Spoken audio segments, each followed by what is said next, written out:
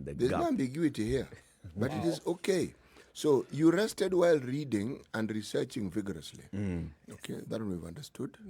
So now you are thoroughly educated vigorously. No, the education never ends. No, so you There's added. always room for learning. I've added some. You add. It's good. Yeah. Okay. You know something? This concept of leave or holiday works best if you're away from your regular haunts. As in, for instance, you're away from your house. Yes. I know. Wouldn't that be fantastic? It works. That's when now you actually Because when you're in the house, consider there are that all you've taken manner a of holiday. things that catch up with you. You know, there was this. Oh, yeah, there was also this. And these thises actually mean work. You may not physically be tired, but the truth of the matter is you are going to have to think about it. But sometimes they say that just thinking about something that you don't ordinarily think about, in and of itself is rest. Yeah. That one, the jury is still out. I'm still trying to figure that one out, how it actually works in reality. In theory, sounds fine. But in reality, things are different. yes. So while we were away, a lot was happening. Things continue to And happen. the political scene lit up. You know? Or should we say we, the media, lit up the political scene? No, it's not us who lit it up. It just lit up. It's the players who lit it up. Okay, so it was lighted. It was Yeah, lighted. they decided that, we were off the stage for some time. Let's give a grand performance, shan't we? And voila, It lit up. standing ovation. All manner of things. COVID also started doing its thing. We had some interesting findings from the group at Oxford, who have been leading in their search for vaccine. Yep. They halted their processes because someone got infected. It's an adverse event, as they call it, and the stoppage is actually a process, part of that process. Right, got sicker with the vaccine Yes. than they would have expected. Yes, That he would so have gotten they well. stopped to figure out why did this person get sick. Yes, and this is why the various phases that they have in research are explained thus. That's why they need phase 3, because you need to test it among a larger group of people so that you can actually determine efficacy, as in, does it work well? If there's harm, does the good outweigh the harm? There are all these variables that come into play. Yeah. Because there is no drug, there is no vaccine that doesn't have side effects. None. So what happened? Somebody who was under Yes. vaccine Yes. Who was in the test group reacted adversely reacted adversely Yes. to the vaccine. to the vaccine. But did they get COVID? Or it was just a different It's just the vaccine reacted negatively on them in a manner that wasn't anticipated. Adverse, the term adverse simply means it's something that now begins to cause you harm. It doesn't kill you, but it begins to. Yes. So they stopped. The trials stopped until they figure what's happening. Then they can continue. In how many countries were they conducting the trials? And this was just in the UK, Chief. Simbali. So the Kenyan one also halted. Did it actually take off, the And Kenyan one? it had just been authorized. Yes. Authorization taking off takes a bit of time. Because one, you have to recruit the participants. You have to take them through the training to understand what is actually going to happen Yeah. before you actually begin. Authorization, step 1. Recruitment, step 2. Beginning the trials, I'm certain if they had begun, unless they decided to begin this one quietly, they would tell you they have begun. And they'd even tell you where. Yes.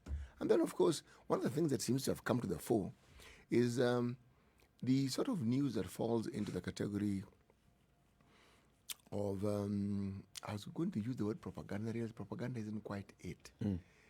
There's a better phrase for it. But these people who keep imagining things and wanting everyone else to believe it is true. Schizophrenic. Have good word. Schizophrenia. Yeah, no, you got Conspiracies. it. Conspiracy theories. Schizophrenia is good because it explains that. But that's now mental illness. Yeah. But these people are not unwell. They just like taking their imagination on some really terrific, far-flung That would make places. you think that they were unwell. Yes. But they have also been hammering at the door of COVID and claiming that COVID really isn't quite what it is. It is. So, interesting. The numbers are what they are, actually, though, and that's what we are seeing. 29 million 182,605 cases around the world, with 928,281 deaths. 21 million of those have recovered. And we're still looking at high numbers in certain parts of the world. The USA almost, or rather inching closer and closer to 7 million cases, with 6,708,458, with 198,520 deaths, and inching closer and closer to 200,000 deaths as we see it, having completed a total of 92,403,500 tests around the country. India now moving closer and closer to 5 million cases. I mean, over a week, 1 million cases over a week in India. 4,300,000 in Brazil, 1 million cases in Russia, 729,000 in Peru, having climbed up there, knocked South Africa out of that position as though it were a race. South Africa now almost at 650,000 cases with 15,000 deaths. Looking at the numbers that we saw in France, with the huge number having been realized over the last couple of days, 10,500 cases on the 12th of September, and then 7,183 cases on the 13th of September, which was yesterday. It will be interesting to see what those numbers will look like today, but it grabbed world's attention when those cases went to 10,000 on Saturday, saying that this was the highest that they'd seen in a very long time. Also take into consideration the summer months are officially over. Everybody's going back after holiday. This is expected. Probably not in the numbers that they were expecting it, but this is what is happening now. It's going to drop about 3,000 cases between Saturday and Sunday. It will be interesting to see how that opens up over the next couple of days. Okay. And then Canada says no deaths. 0 deaths so far over the last 6 months, and now having realized this yesterday. Well, we've actually gone further with this. We've had countries like New Zealand who even at some point had no infections. Then they opened up the borders. And then lo and behold. It's what we'll see. I mean, it's likely to see that. Everybody wants to reach a milestone and announce this milestone and say this is what we have been able to achieve, or this is where we've been able to reach. Unfortunately, some of the news comes a little bit too early. What about Tanzania? I am interested in the Tanzania story, even more so now. There's no COVID in Tanzania. Why? Why I'm interested is because, remember, we've discussed in this very forum many times how COVID still is new. So there are many things we really don't know about it. And even as we get to know more things, we suddenly realize there's still a lot more we didn't know. But the debate that hasn't taken center stage, but is hovering around there, has been, why is it that the predicted outcomes of COVID on this continent have not turned out to be the way they are? Why I ask is it probably true that in Tanzania, the death toll isn't as high as people keep saying it is? Because it is really very difficult to hide large numbers of deaths. What are people saying? They are saying they're getting on with their lives. They're just being told to be careful. That's it. Be careful. And then there are those that are saying that there's a high death toll. There are those who are saying people are dying, but you don't actually find credible information, data, to support that particular view. Yeah. But let me tell you why this came to my mind. I was talking to people in my neck of the woods, the broad spectrum of my neck of the woods. And what I found interesting was, there are 3 perspectives they had. They said, first of all, there's no COVID. I said, why do you think there's no COVID? He said, COVID, as far as they're concerned, was a government ploy to get donor funding. They've gotten funding. Now that they've gotten funding, they're saying COVID is reducing. Are we still talking about Tanzania, or have we moved? I've moved from Tanzania. I've come back to Now Kenya. Kenya. All right, This is what got me thinking about Tanzania. Okay. So I asked, okay, so what does that mean? He said, what it means, therefore, is that people have just gone back to business as normal. People don't wear masks. People crowd matatus as they used to. I said, it's life as normal. I said, then, do you have reports of many more people getting sick? He said, no. Nope. Nothing unusual. There's nothing alarming. Nope. You know what was expected is, for example, when you see people gathering, as they gathered in Kisii or in Mombasa or in... As they keep gathering, yes. In all these places, you'd expect that, there'd be a spike in the number of cases and then also a spike in the number of people seeking hospitalization. Yes. Or people falling sick. You're not seeing that. People aren't falling sick, but then again, testing is not happening as rapidly or as widespread. Testing as is you would one expect thing, it to yes. happen. But also, you don't need to be tested for you to be sick. Yeah, some people maybe are not And getting sick. you also don't need to be tested to die. You also don't need to have symptoms of COVID to have COVID. Yes. So there could be that people are walking around with it, but just because they don't It's the present with harmful any, side of COVID. they don't present with any if you have symptoms, doesn't COVID mean and they you're don't not have it. You're not really falling sick. It's as good as not having it. First of all, the symptoms, what are considered gathering symptoms PC, of why don't COVID you? are symptoms that people get from Yeah. time to time. So it's not as though they'll be alarmed. They'll be say, I'm just feeling a little this and A little that. malaise here and Th- there. that's and it. Then it's fine. You're done. COVID will not pop in their minds. And also, if we were to ask our emergency services, do they see a spike in people coming to hospitals? Exhibiting this symptoms. Yes, because you cannot hide that. It's their report. The Ministry of Health doesn't report that. Remember, we had this panic moment when we felt our hospitals were going to be overrun. What happened? People stop going to hospital. I'm telling you, there's something. Those prayers by the Tanzanians covered the whole continent. Oh, well done. Okay. And many others. What did you do during the week, Eric? We also prayed. Oh, okay. Okay, so that's what you're doing this week. Yeah. We kept saying even on this show that we wish, that this does not actually take its toll on Africa. I wish it doesn't actually. And that by itself was a prayer. That prayer has worked so far. That's what I'm saying. I like this new you. Let's see how long the new you lasts. This man is focused on infinity. Seriously. Let's take a break. 16 minutes after 6 o'clock. This is a Situation Room. It's Kenya's biggest conversation. Welcome back. And we are back. So let's take a look at the weather. And then today's proverb. And we'll look at today's headlines. Good morning.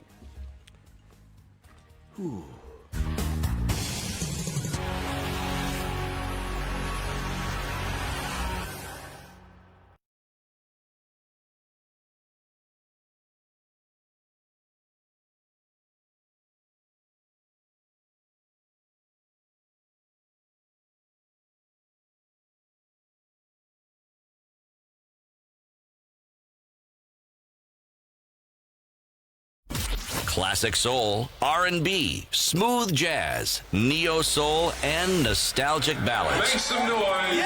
You're listening to Spice FM.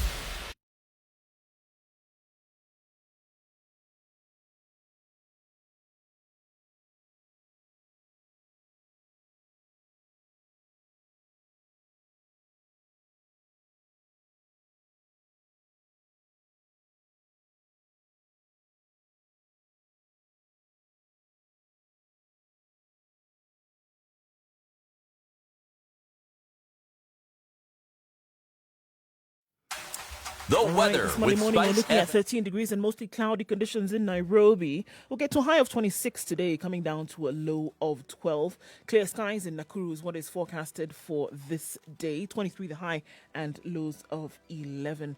Njeri is mostly cloudy at 13 degrees, highs of 23. And Eldoret, clear skies at 12, going to a high of 22 and lows of 11. It's partly cloudy in Kisumu at 19 degrees, going to highs of 28 and lows of 18. Kakamega is partly cloudy at 15 and a chance of rain later with highs of 25 and lows of 15. Mombasa is partly cloudy at 24 degrees, going to a high of 29. Those partly cloudy conditions will continue through most of the day, coming down to a low of 24. Mombasa is partly cloudy, rather. Malindi is partly cloudy at 25, going to highs of 29. And in Kampala this morning, stepping out of Kenya, is 18 degrees and partly cloudy conditions. The forecast reads rain today for later, with highs of 26 and lows of 17. It's partly cloudy in Dar es Salaam at 22 degrees, going to highs of 31 and lows of 21, with showers expected later. It's warming up in Johannesburg at 11 degrees this morning, highs of 25 and lows of 10. Lagos is clear this morning at 25, but well into the rainy season. We'll have rains throughout most of the afternoon with highs of 29 and lows of 24. We'll take a look into Europe where at 13 degrees, London is clear. Those sunny conditions will last throughout the day with highs of 29 and lows of 13. Paris, clear skies at 15 degrees, highs of 34 and lows of 15. Wrapping things up, it's Sunday night in New York. Mostly cloudy conditions at 24. Wake up to a clear Monday morning. Highs of 24 and lows of 21.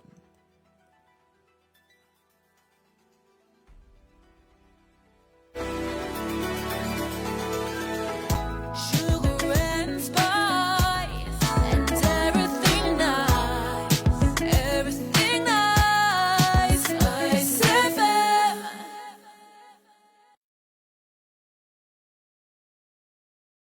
Mature, intelligent talk every morning. Spice up yourself.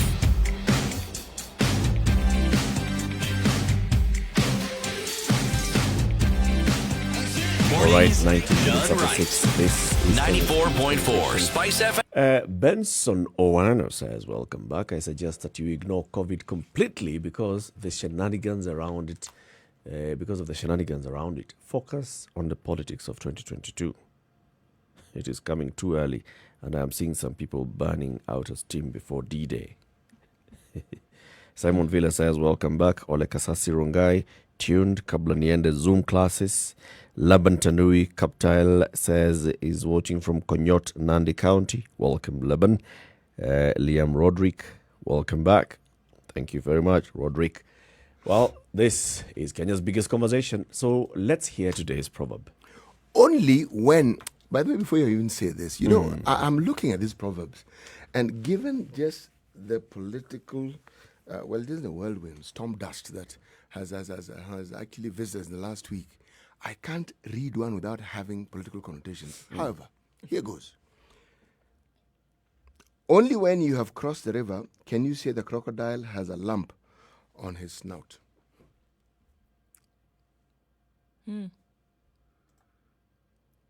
Only when you've crossed the river can you say the crocodile has a lump on his snout.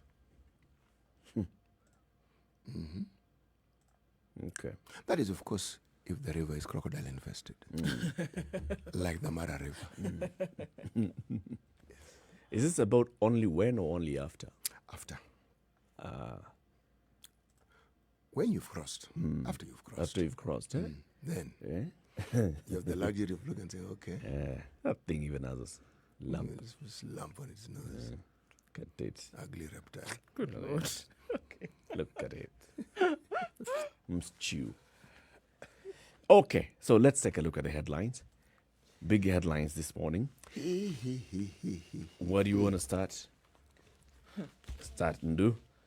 According to the front page of The Nation, it's a Ruto-Raila duel over Obado. So leave alone that it is about Obado and whether he is going to be ousted as governor of Migori. It's now a Ruto-Raila battle. Outcome of the vote to impeach the governor is likely to affect events at the national level as ODM leader and deputy president fight for the heart of South Nyanza. We did see the deputy president Fighting. speak to crowds. Okay. You want to go fighting? I'm going to go with speak to crowds in Kisii a couple of days ago. And he had some very interesting things to say to them.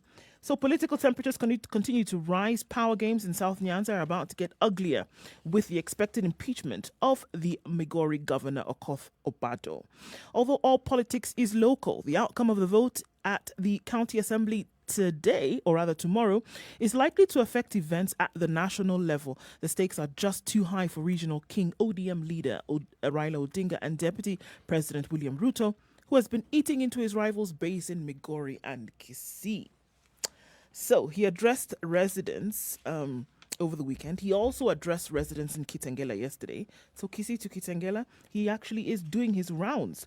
It's no secret that Obado is a close ally of Dr. Ruto, having openly come out to seek his constituents' nod to work with him for the sake of development, quote unquote. His association with the DP dates back to his days at the helm of the Kenya Sugar Board, when Dr. Ruto was the agriculture minister. They have a history. They do have a history. So it's not going to be about the people of Migori anymore. No, forget them. That was out the window a while ago. So the people of Migori and whether they deserve good leadership and governance is not an issue.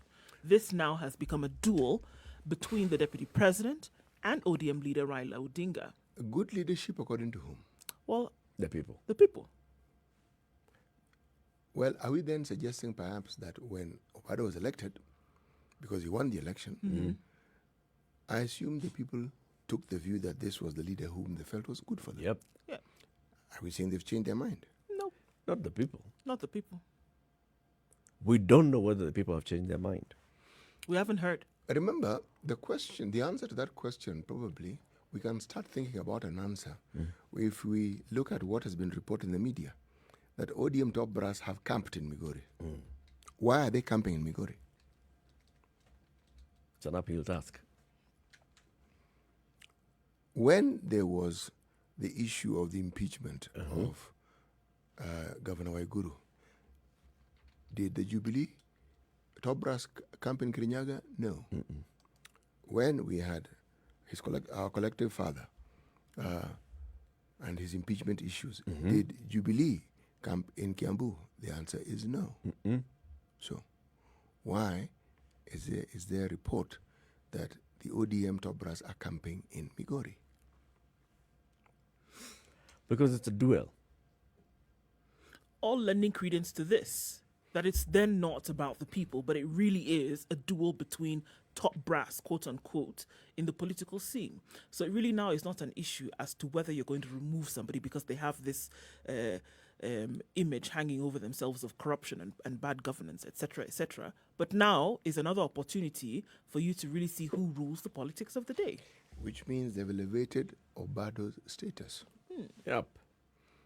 So When the entire a sizable number of the top brass of the party on whose ticket you are elected are in your county, and the sole purpose seems to be to ensure that you are impeached, then they've clearly, all come for me. Because of me, they are here. and in so elevating the man's status, you also elevate the status of people he associates with. So did Raila walk into this one? Because remember, it's the ODM that actually started this whole impeachment stock. What you will hear, usually in such cases, is that the party leader will distance himself from these things completely. The party top leadership summoned, Yes, there will be talk about the party leader, the party organ being and the people independent. who addressed these MCAs were the party chairman, the party secretary general, and Yes. other top leaders. Yes, So you want to tell me that the leader of the party can say, those guys were... he'll say they're independent. They were acting independently. He'll say they're independent. that to the birds. That is the party. The party organs have independence. They can determine and decide for themselves, just like we can determine to interpret it as we see fit. That is going to be such a long, long yarn to spin. Basically, just listen. Raila has pushed for the impeachment of Okoh. All right? And it's also Is because... he on record as having said that this man must be impeached? No, he's not. He's the party leader, and the party leadership called it. Look, I'm not So playing are we that saying, game. Are we saying that Uhuru is the one who led the clarion call for the ouster of Babayao? The party leadership never called the MCAs from Kiambu. Yes, he didn't. But I am simply going by the argument. He didn't call the leadership. The argument here is plain and simple, CT. This was not a behind-the-scenes talk. But did This Raila call was the the MCAs party- or did the party leadership This call the is MCAs? the party leadership, Yes. led by the chairman of the party and the secretary general of the party and other leaders of the party, Yes. summoning MCAs Yes. from Migori, telling them come to Nairobi, Yes. go back and start impeachment. All right? Yes. Publicly. Right? And Raila Odinga has not said anything to the contrary. Has not even come out to say, you know what, that's a party and I disagree with the party. So as far as I'm concerned, right now, Raila is behind it. He's the party leader. As His far as I am silence- his concerned, silence over the issue, essentially what you're saying, his silence over the issue then endorses this move. yes. Because had he been against it, he would have spoken out and Had said, he been against it, those MCAs would not have come to Nairobi. Would not have come to Nairobi. Let's just leave Neither it like would that. the summoning have even happened. ODM is Raila's party. There's absolutely no way the chairman of ODM is going to summon MCAs from Migori and they come and the party leader has not endorsed that move. This is this country. I mean, let's not even try and hide this. This is Plain, obvious, direct, and simple. I don't know, Eric. What's so obvious about it? I mean, is it That not ODM is Raila's party. No. that Raila is the leader of the ODM party is a fact. Yes. That what you are saying is that he owns the party. Yes. Well, then can we therefore You know, claim that I'm just paraphrasing things that you've said here very many times, CT. Yeah? So we are not at you recreating a story. I'm seeking clarity from you. No, we are not recreating a story. No. I'm seeking clarity from you. In this country, the party is the individual. No. What I have said in the past If is we say that Wiper is now starting BBI, blah, blah, blah, blah, it is Kalonzo. what I have said in the past was that our parties have owners. That's Yes. what I have started. That is the statement I have always made. And it isn't just our country. The world over, parties have owners. But in this country, the party is not owners. no, the party is the party is individual. synonymous with an individual. Individual. Yes. Now, this is Raila's party that has summoned MCAs. The MCAs have come to Nairobi. The MCAs have gone back, and they are starting impeachment moves. You see, what I'm seeking clarity on, and why you see me sticking to this point is, I remember when there was the election in Kibra, the party had a certain position with regard to those who had lost the election. And I remember Raila then waded in. And his wading in was saying, look, folks, that these people who lost and were on ODM tickets should be refunded the money that they spent. He waded in. The party didn't come up with that. He waded in. So I'm saying that I cannot rule out the possibility that the party leadership, as in chairman, blah, blah, blah, blah, blah, blah, blah, can be told, fine, you're the party leadership, proceed. Do what you think must be done under the circumstances. That is what I am alluding to. I am not downplaying what you're saying. I am alluding to an alternative perspective. That is all. What I've just said, I was speaking to myself. Yes. Okay, let me speak to myself again. What I was saying, That the party leadership can can be told by who? could have been given a free hand, because people will go and say, what do By you think? who? Say, no. You're the party leadership, carry on. By who? By the leader. Yes. There you go. Doesn't given a mean free that hand. free hand doesn't mean you've been told, excuse me, go and sit on that person until he feels sat on. No, not necessarily. I am simply saying the alternative perspective could also hold sway. Yeah, which is softer.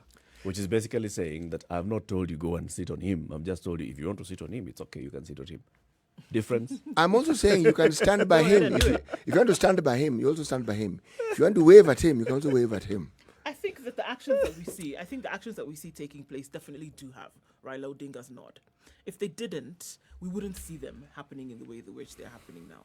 Tell me, give me an example of a situation where Raila has not given the nod or has not appeared to assent to a certain view and the opposite has happened. I think there's very little that's happened within the party that he has not given his nod to. Well, I'm going back to a certain activity at KICC that lent credence to the term men in black or man in black. Men in black. It was a party election. Now, the goings on, would you say that everything that happened was within the purview and within the nod of the party leader, or did something not quite go according to plan? Or the plan we perceive to have been the plan? So I was going to ask you, which plan was this in place? Usually, party elections are predetermined. They're not democratic matters. Because it's an election by delegates. Delegates are chosen ahead of time. It's not as though you just choose yourself as these are delegates who are coming. And delegates are primed and they know what they must do. I am simply making it a debate. The likelihood of what you're saying being true is as high as the likelihood of what I'm saying. That's what I'm saying. Okay. If you insist. The likelihood here. The likelihood is that I may appear to be insisting. That's the likelihood. Yes. Well, Whereas I'm merely stating a perspective. A perspective. 27 minutes to 7. Let's take a look at what's happening on the roads this Monday morning, and then we'll be back and look at more headlines. This is Kenya's biggest conversation. Good morning.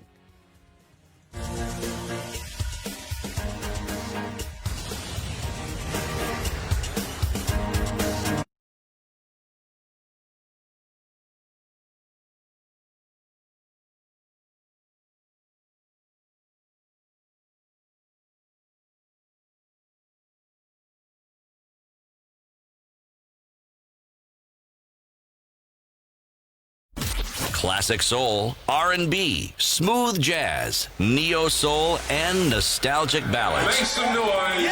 You're listening to Spice FM.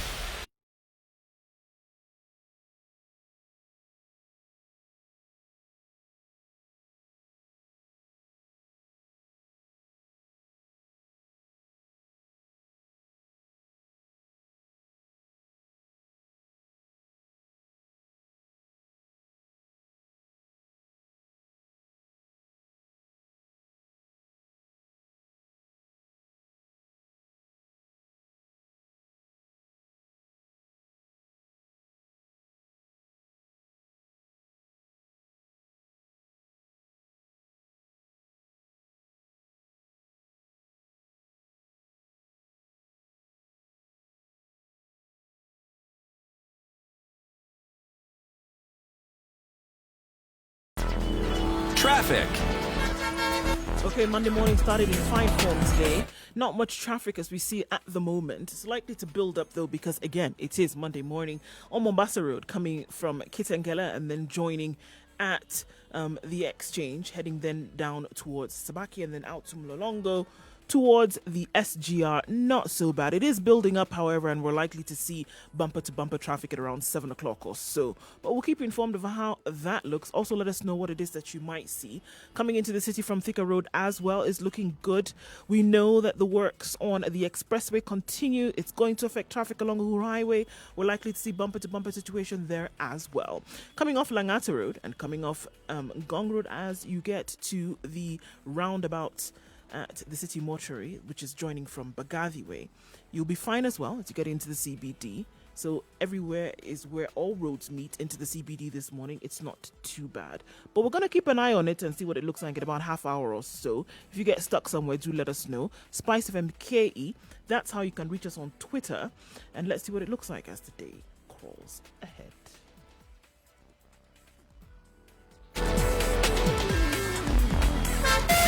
Spice FM. Malindi. Mature, intelligent talk every morning. Spice up yourself.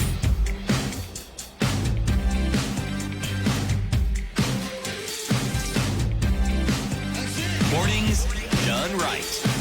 94.4. 7 o'clock. This is Kenya's biggest conversation. Looking at other headlines in the papers. Sudi surrenders, ending 48-hour search.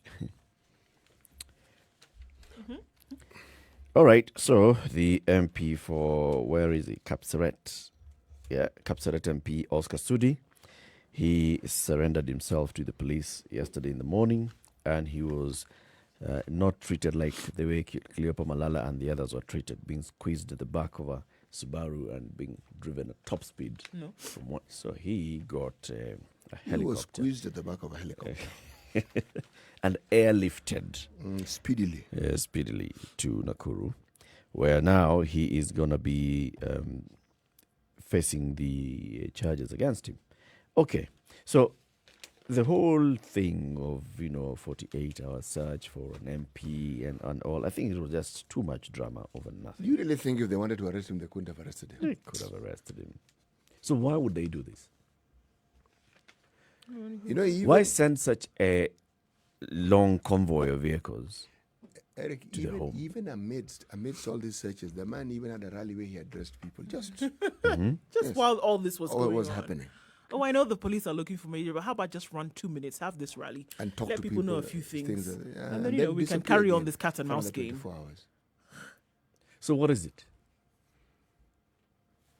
What it tells me is something very, in my mind, if what my thinking is true, it's alarming, is that the divisions within Jubilee have also expressed themselves clearly in the division within, should we say, government departments.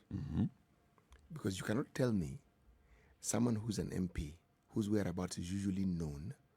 And why am I saying this?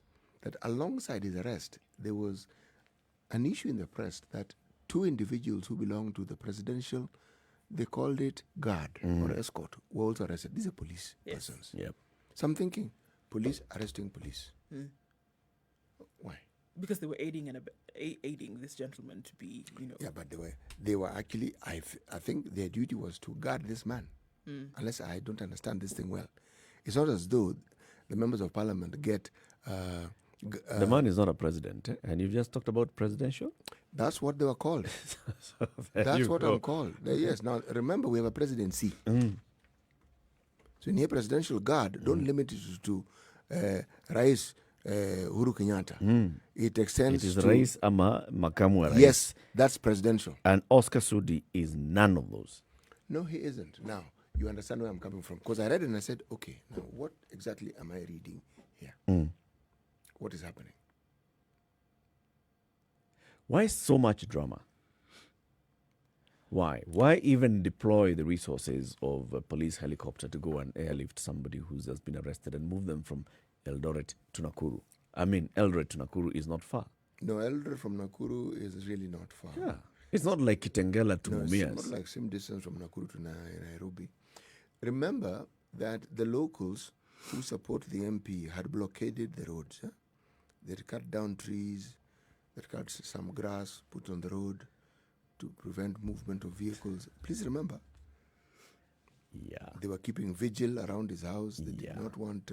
That's true, but I think Yeah. it was. I think But the road beyond between that, Nakuru and Eldoret had not been blocked. I think At any beyond that, point. this was not yet. Everybody if else anything, was it was moving. a show of might. Honestly speaking, it was a show of might in terms of who's stronger. Yeah, you think you can say whatever it is that you need to say, and we're going to get you regardless of what it is that you're going to try and do. So I really do think that was a show of might. I mean, look at it. What But are we it's talking puzzling. About? It's What puzzling. are we talking about here? 100 officers raiding your No, home. it's puzzling. At once. If the police want to arrest you, they'll arrest you. They'll That's why get I'm you. telling you, it's more They They'll than don't come to just. even where need you more are. than one car to do so. that's They'll exact- arrest you. That's what I'm saying. It was a show of might, really, to be able to say that yes, we're going to deploy all that we need, and to But show. that's okay, Ndu, if they actually deploy all those officers and they arrest you.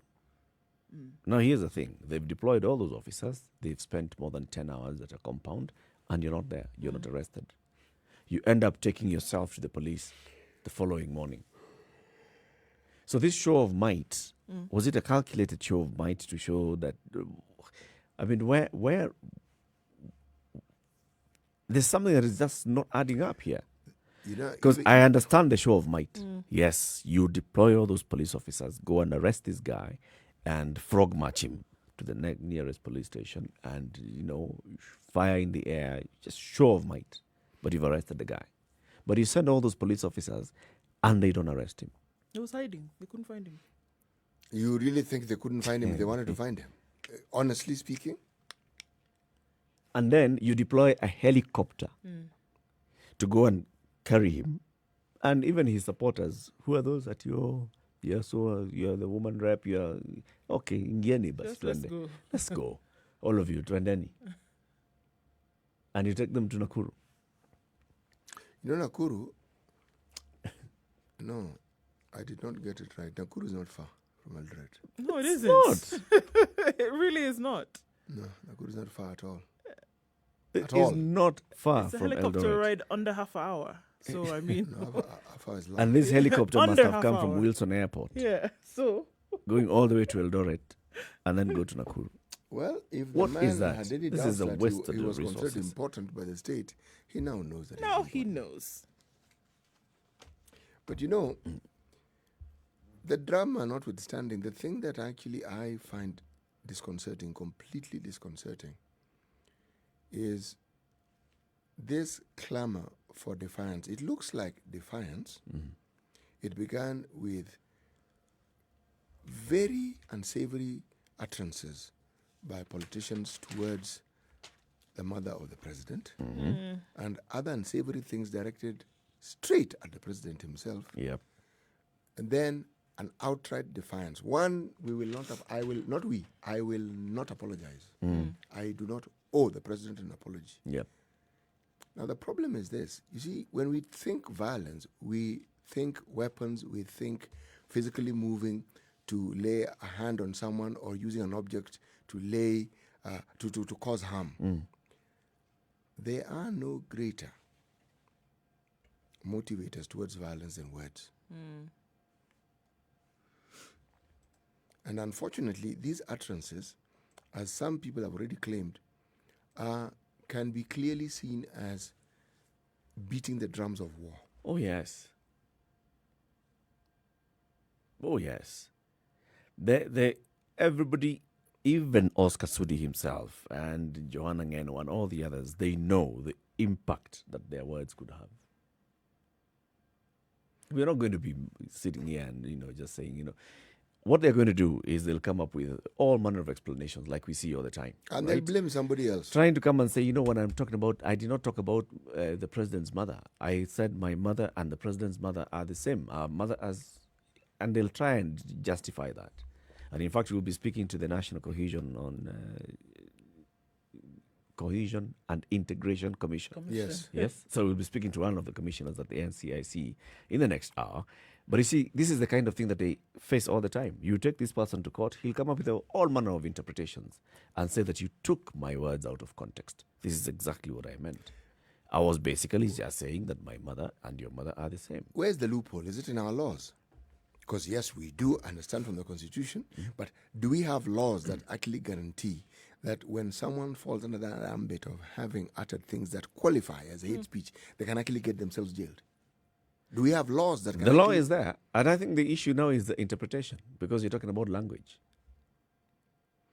That law must be weak. Someone saying, context That's of my... unfortunately, it is. It's quite porous. Almost everyone who's been accused of hate Everybody speech will come has in and- gotten away. True, it's quite porous in terms of what you can do when it comes to then any kind of prosecution, because then your interpretation, it's in terms of I could come and say this is what I meant to say. Yep. What you heard and what I meant are two totally different Totally things. different. How are you going to be able to prosecute on something like that? So unfortunately, it is quite porous in terms of and then how you're able to carry it out.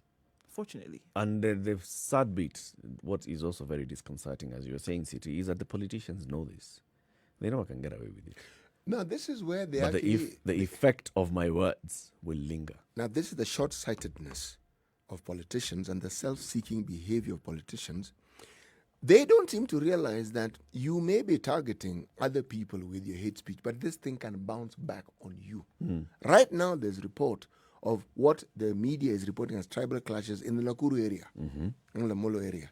And what the newspaper is reporting is that people who had previously lived in that area and had sold off their land to buy land in an area which they are now being evicted from, which is considered cheaper land, are now coming back and they want the land that they sold. The reports are that's what bring about the fights. 7 people are dead. Not injured, dead, as we're speaking, as a result of that. So this is not intertribal. Intra. It's intra-tribal. Yes. Let's take a break. He'll come and tell us this story.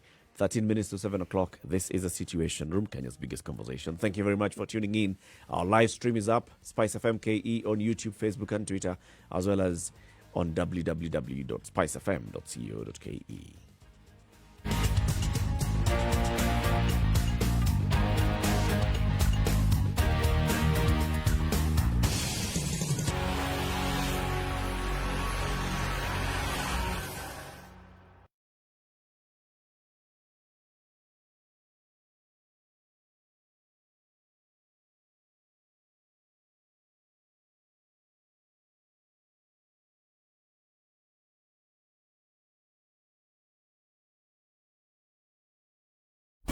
Classic soul, R&B, smooth jazz, neo soul, and nostalgic ballads. Make some noise.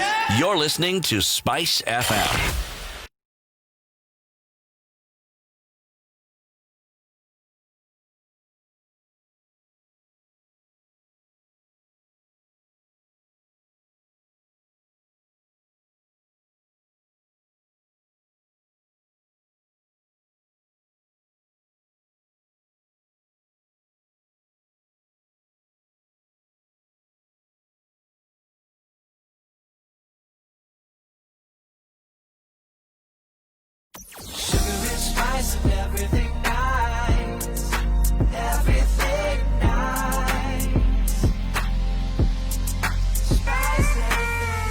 Spice up your life.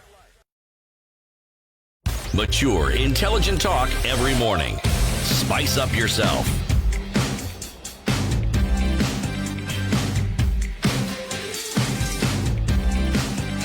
Mornings done right. 94.4 Spice FM. The areas of river around Molo, fighting erupted, has erupted. And the commissioners in that particular region are trying to quell the fightings. And as I said, it has been reported that 7 people have already died. And the fighting is over land. And according to the report, this particular fighting started off, these small skirmishes when people who had been evicted started coming back to the areas where they previously owned land. This previously owned land had then been sold. So skirmishes, quarrels become fights. Full blown. By the time 7 people are dying, you can no longer look at it and say that they had a mild disagreement. No. And with our history, when it is touted and reported as a tribal clash, unfortunately, one's mind goes back to the 90s when we had these so-called tribal clashes with disastrous consequences. Yep. Yes. Still over resources, unfortunately. It is over resources. Almost always. It is over resources. And unfortunately, whenever you hear of tribal clashes, usually what is actually taking place, not what you're seeing. That is to keep you busy when something else is actually happening, meaning you divert attention and lay blame elsewhere. Rest assured, wait and look at the interpretation of this from the leadership in that particular region and hear what they're going to say about it. It's going to be different. Oh, it's going to be very different. Yeah. Speaking of another kind of clash, unfortunately, I did it. The son of a murdered Nakuru tycoon confesses. September 8th, the body of a prominent Nakuru businessman was found lying in a pool of blood inside his Nissan station wagon just outside his gate. Charles Thairu Kinyanjui's body had deep cuts on his head and broken arms. His wife, Miss Jacinta Wangari, 48, and their children rushed him to Mediheal Hospital, where he was pronounced dead on arrival. Kinyanjui had a thriving auto spares shop, and had also invested in real estate. Needless to say, he was doing well. So the question is, who wanted Kinyanjui dead? Was it a case of business rivalry? As detectives pondered the killing, preliminary evidence led them to the first responders. In a shocking twist of events, investigations pointed to a suspected case of murder, which led to the arrest of Miss Wangari, her daughter Margaret Thairo, 24, and her son Victor Mburu, 23. Detectives from the Directorate of Criminal Investigations believe the woman conspired with her children to kill her husband. But there was a problem. The eldest son and main suspect, Mr. Sospita Kinyanjui, was missing. While seeking permission from the court to detain them a little longer, detectives said Kinyanjui had gone into hiding. They then went on to find out later where he was. Nakuru resident magistrate Faith Muni allowed police to hold the suspects for 12 days. 2 days later, however, Mr. Kinyanjui, 28, surrendered to Mwariki police station and confessed to killing his father. He later led detectives to an open field in Degen Dimu area in Milaloni location, Bahati sub-county, where he had burnt some of the blood-stained clothes and hidden the murder weapon. And they recovered, all the stuff that he used to do this with. And they believed that he was in his father's bad books for a while and could have committed the murder under the influence of drugs. According to a border operator, he had a long history of drug abuse. Was he alone? He was alone. He says he did it alone. He says he did it alone, yes. The police don't buy that story. Yeah, because they're still not releasing the family, the mother and the other children. They're still detained as we speak. Yes, and Mr. Kinyanjui will be arraigned today. Okay. This is one of those very sad stories. I mean,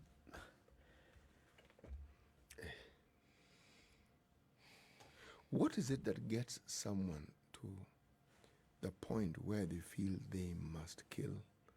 Not just a parent, kill.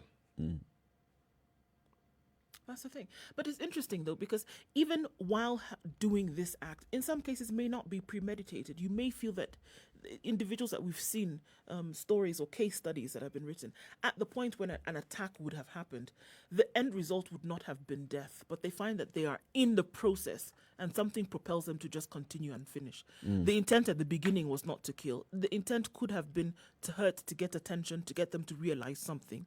But then realizing that then they had no control. You go too far. And then went too far. Or they hit the person in a part of the body that... And didn't expect. Yes, death that doesn't to come do very about. well with being hit. Yes.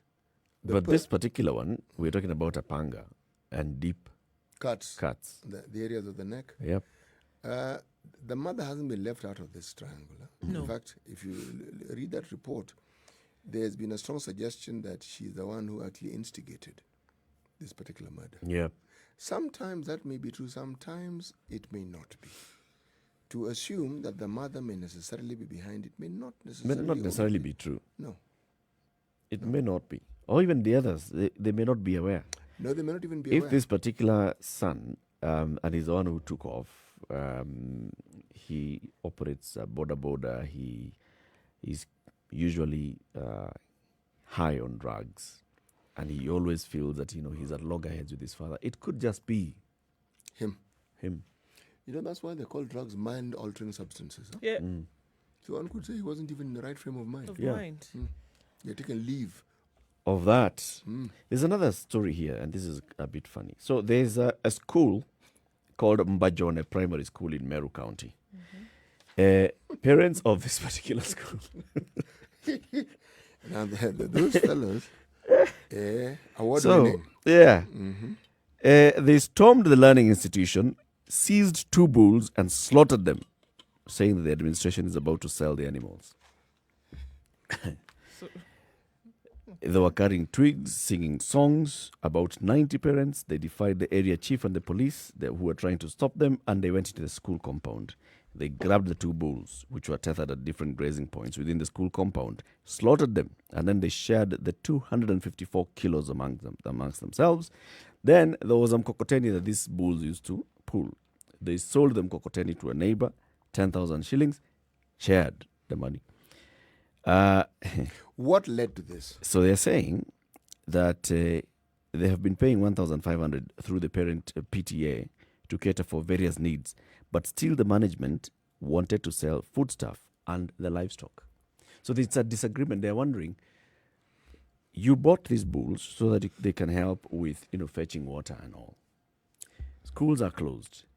We have paid 1,500 shillings through the PTA so that you can manage some of those costs that you have, running costs. And then we still hear that the administration wants to sell these bulls. Amutauza hizi ng'ombe. Tutakula. Period.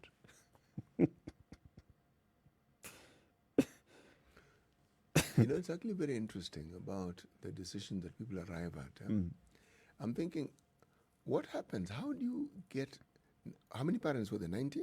90. How do you get 90 parents to actually get to a point where they all agree that they're going to the school and they're going to slaughter these 2 bulls and then divide the meat? Yeah. It didn't take place in a day. There must have been other conversations that have not been reported regarding what should happen. So clearly, there was a running disagreement with the management of the school. Completely. And they figured, instead of waiting for you to sell these things, we are going to benefit from them ourselves. So basically, they're accusing the school management of, selling off the food stuff. When the schools were closed, we left 29 bags in the school store. And now, 0 bag in the school store. Okay? What did you They're do? often the parents are the ones who are asked to plant various crops in the school fund, but they never enjoy the proceeds. They're the ones, obviously, who had bought these bulls. Yes. And now they're seeing signs are that these bulls are going to be sold and we will not even get a shilling out of this. And yet we are paying 1,500 to maintain. So we might as the well school. slaughter the bulls and share the spoils. Yeah. Okay.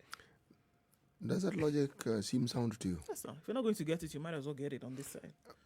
After all, they will argue it's our resources that bought the We bulls. bought the anyway. bull, so we might as well eat it. So we This might is as a well. typical example of having your cake and eating it too. And then now later they will contribute money to buy it To too. buy another 2 bulls. And they will cost a lot more than these ones probably Of cost. course. Yes. But there's no way that we're going to This is such we would rather the money serious that anger. we paid, we would rather use it for ourselves than having it sit there and see somebody else using it in a manner in which they ought not to. Usually when you read of such decisive actions being taken, this disagreement wasn't a week-long disagreement. Oh, no. Meetings were had, people were sat down at some point having this discussion. They said, no, this one, we're not going to let it just go like that.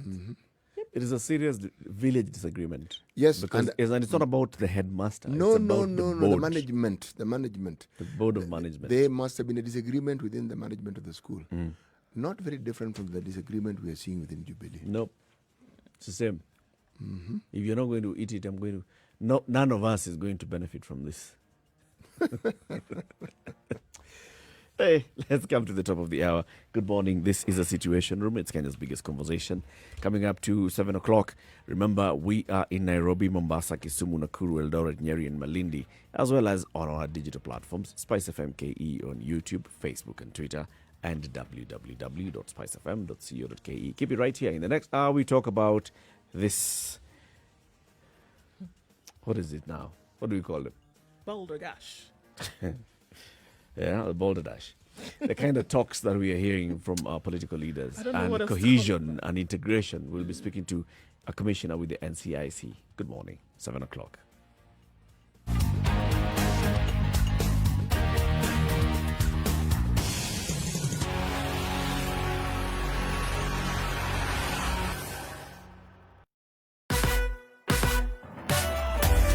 Sugar and spice and everything. Spice FM, Nakuru. Okay, so we know what we will see this morning is heightened traffic then between Mombasa Road all the way to Westlands, right around the stadium, the Nyayo Stadium roundabout, all the way to Westlands. It's going to be slower traffic because of the fact that the expressway is being worked on.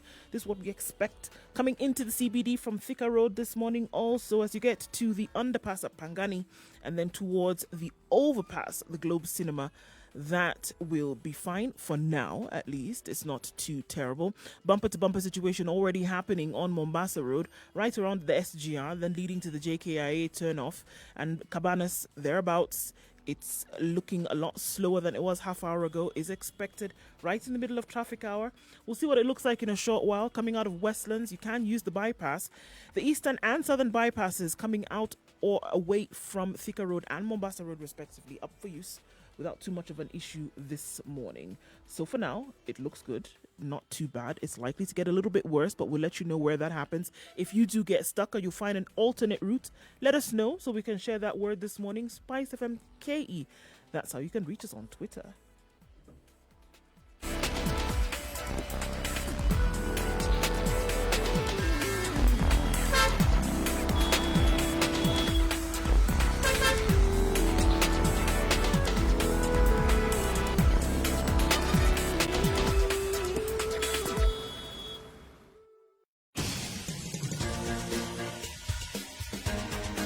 This is the Situation Room, the home of hard-hitting political commentary and penetrating insights about the state of the nation. This is a talk radio experience like no other. The Situation Room, a place for hard truths, debates, and elevated conversations. The Situation Room, witty, political, engaging, deep, controversial. In the room, we have C.T. Muga, researcher, academic, seasoned political observer, a fountain of wisdom in these politically uncertain times. Nduh Okoh, Nigerian by birth, Kenyan by choice, communications expert, Pan-Africanist, a truth seeker All right, and believer it's now in 2 people minutes power. after 7. Thank you very much for tuning And in to Spice FM. This is a Situation Room. It's Kenya's biggest conversation broadcasting. Spice FM 94.4 in Nairobi, Mombasa 87.9, 102.5 in Kisumu, Nakuru 96.0, Eldoret 96.7, Nyeri 90.9, Malindi 97.7. And for the next 2 hours, we are also live on KTN Home, as well as www.spicefm.co.ke and Spice FM KE on YouTube, on Facebook, and on Twitter. As we begin this hour, we'd like to begin with today's proverb. C.T. Muga. Today's proverb: only when you have crossed the river can you say the crocodile has a lump on its snout. One side of the river, one to the next. Then you can make all the unsavory comments you want about the crocodile. Ongea mbaya. Yes, After. You know the thing about this saying, you actually get the impression that the crocodile is watching you cross and listening to you at the same time. So you dare say something Dare say. unsavory and see what that snout will do to you. Dare say something. Well, unfortunately. So let's talk about what we've seen happening in the past 1 week, right? Statements that have, been branded as insightful, hate speech, and all by the National Cohesion and Integration Commission, and these are statements by our political leaders, and the kind of reaction that we've seen out of that. Statement on people's organs and the reaction on the particular organ, but also the meaning and the implication of what the particular leaders were saying. And we're talking about, first of all, starting with the Emurua Dikir MP, Johanna Ngeno, and then we come into Kapseret MP and what he was saying. And you wonder, what does it imply? When you sit back and you think about it, it is basically just talking about, it's somebody who is feeling aggrieved, deeply so, coming out and in a typical Kenyan politician style, choosing the most unsavory language so that you can become a news bite. A news bite you got. And then there's a reaction towards that. And there are those that argue, and of course, now when you get that kind of reaction, what does it do? It places this particular leader in the national limelight. It gives them publicity. It's absolutely infantile. When you think about it, Eric, the one thing that is held sacred among Africans is someone's mother. Yep. You don't joke about people's mothers. You Not don't, just in Africa.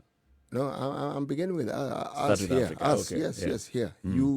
You don't, whatever you say or do, that is the one area you don't touch. You simply don't go there because it cannot be taken well. It doesn't matter what you say.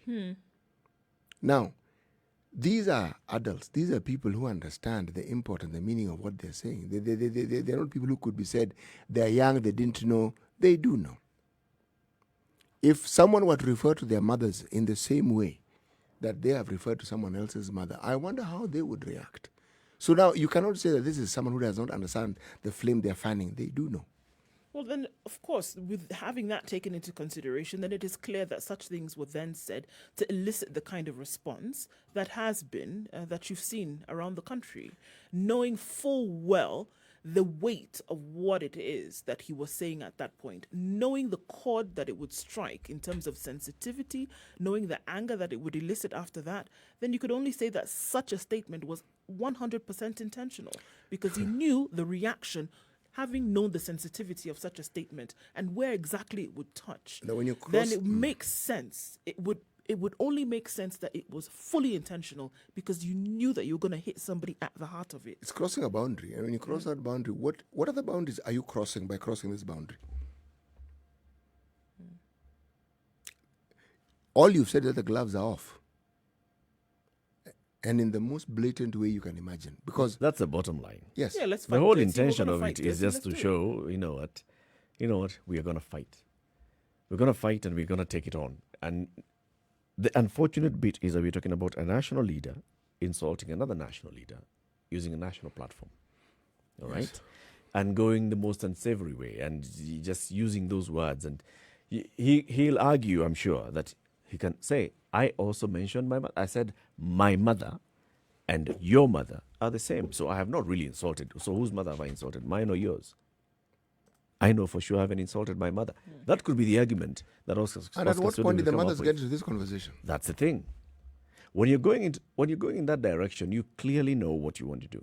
You're basically sending a very strong message here that, you know what, we are the warriors and we're going to fight this. And we are ready to fight, to put up a fight. And the first time actually when I saw that clip, the first thing that I thought in my mind was, what if the president just decided, you know what, let's set this thing aside. Let me address Oscar Sudi. Because Oscar Sudi, because you've decided that To address me. that you and I are at the same level. You and I are age mates. You've thought that you and I are age mates. You know, in Africa, mimi si wa rika yako. So because you've decided that we are age mates, Let's because you've converse. decided that we are the same, what we're going to do is, I think you want us to fight. And why don't you just take this to a public forum? Go to Uhuru Park. I'll be there tomorrow at 10:30. Let's Oscar do it. Sudi, you come. Let's bout. After this, never insult my mother again and never insult me again. We have sorted it. Because uko na shida na mimi personally. Let's just deal. The president invites Oscar Sudi to Uhuru Park and says, media, come, create a ring. Let's bout. Let's square this out. Because Oscar seems to assume that he can attack the president, the person of the Directly, president personally. directly. And we need to draw a line between the person of the president and the office of the president. We need to create some sense of respect for some of these institutions. But there's something interesting about Mr. Ngeno. Mr. Ngeno is actually an interesting politician. Not very long ago, social media actually portrayed him speaking similar words, but this time he focused on the vice presidency of Kenya. And he was saying that he was addressing Deputy President Ruto and said Ruto needs to understand that people who preceded him, he said, for instance, if you look at someone like Musalia Mudavadi, said he probably wanted to be president, but he can only see it in the rear view mirror. Said there was Kalonzo Musyoka who was vice president. Him, he can only see it in the side mirror. Then he said, then there was Moody Awori. Moody Awori can only see the president on TV. Then he went on to say, but Ruto will see it on all three channels. He will see it in the rear view mirror, he will see it in the side mirror, and on TV. Now I thought, why has he changed? And he was in full red regalia of Kanu. And I thought, why has this man changed his tune so suddenly? And so I wondered and thought of, where does he come from? Where is his constituency? Who are his constituents? Is it one community? Is it a mixture of community? It's a mixture. Yep. Which means playing typical Kenyan politics.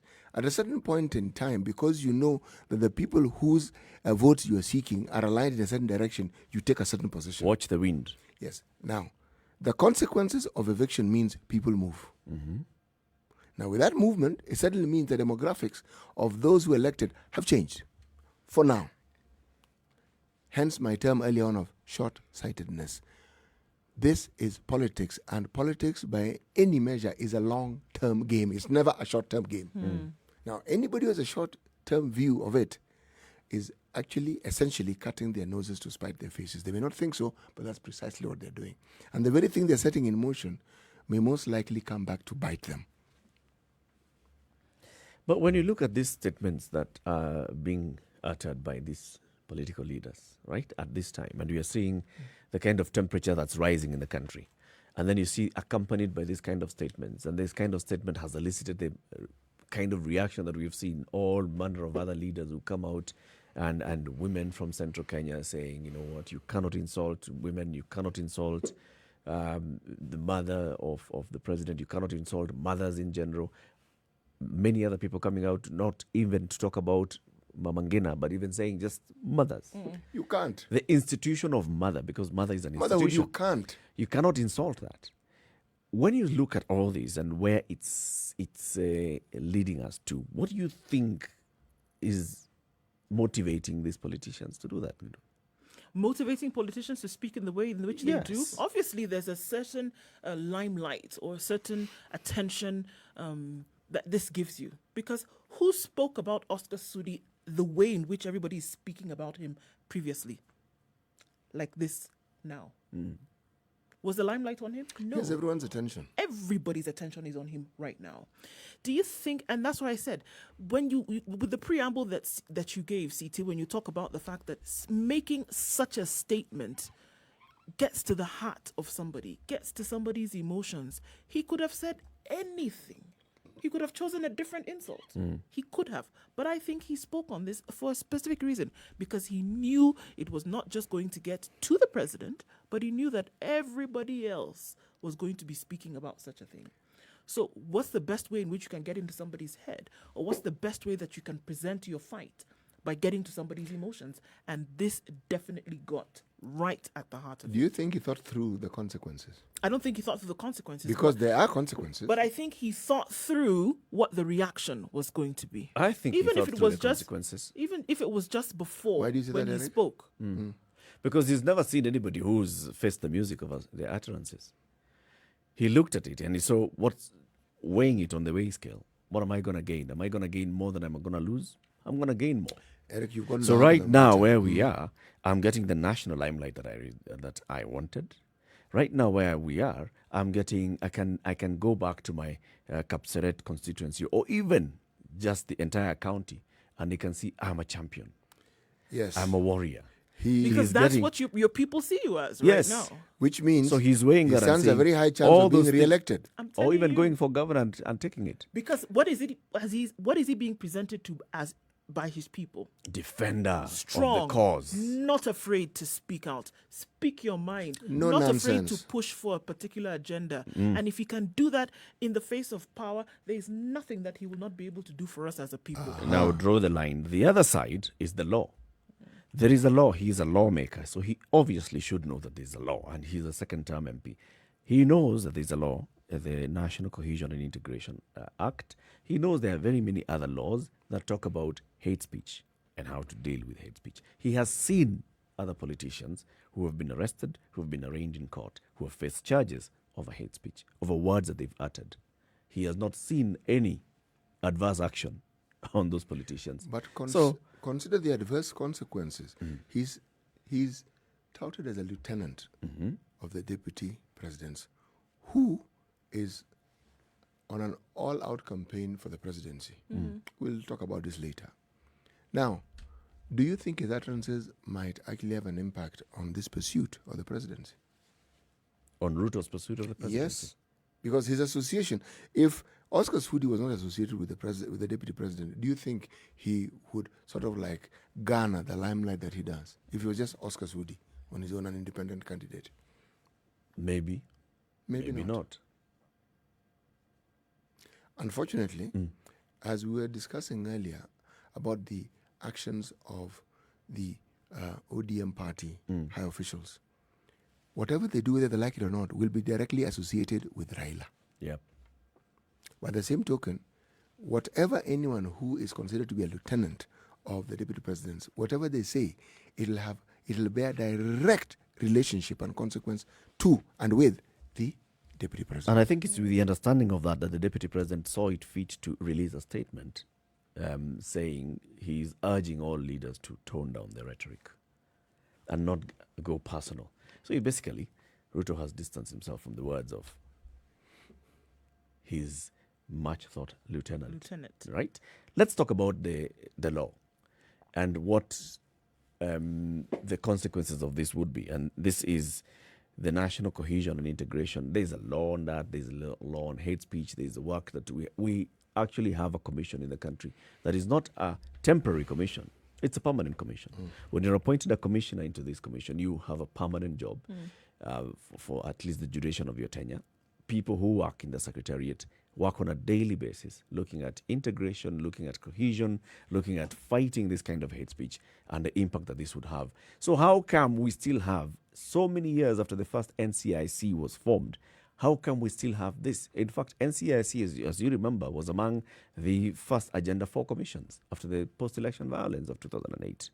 It was important, it was considered important that we have a commission that goes around the country preaching cohesion and integration among the communities and ensuring that hate speech, that kind of hate speech that was being used to spurn the violence of 2007 to 2008 is not Doesn't happen repeated. again. Words like Madoadoa, those ones were considered now, this we cannot use. But we still have the kind of language, we still receive statements from NCIC, condemning, urging leaders to tone down their rhetoric. Now we've seen all manner of national leadership coming out to speak about this. The police inspector general has spoken about it. The NCIC has spoken about it. So is it? But they've spoken about it in the past, Yeah, and nothing has happened. nothing has happened. So let's speak to a commissioner with the NCIC, and this is Sam Connor. He is a commissioner with the National Cohesion Integration Commission. Good morning.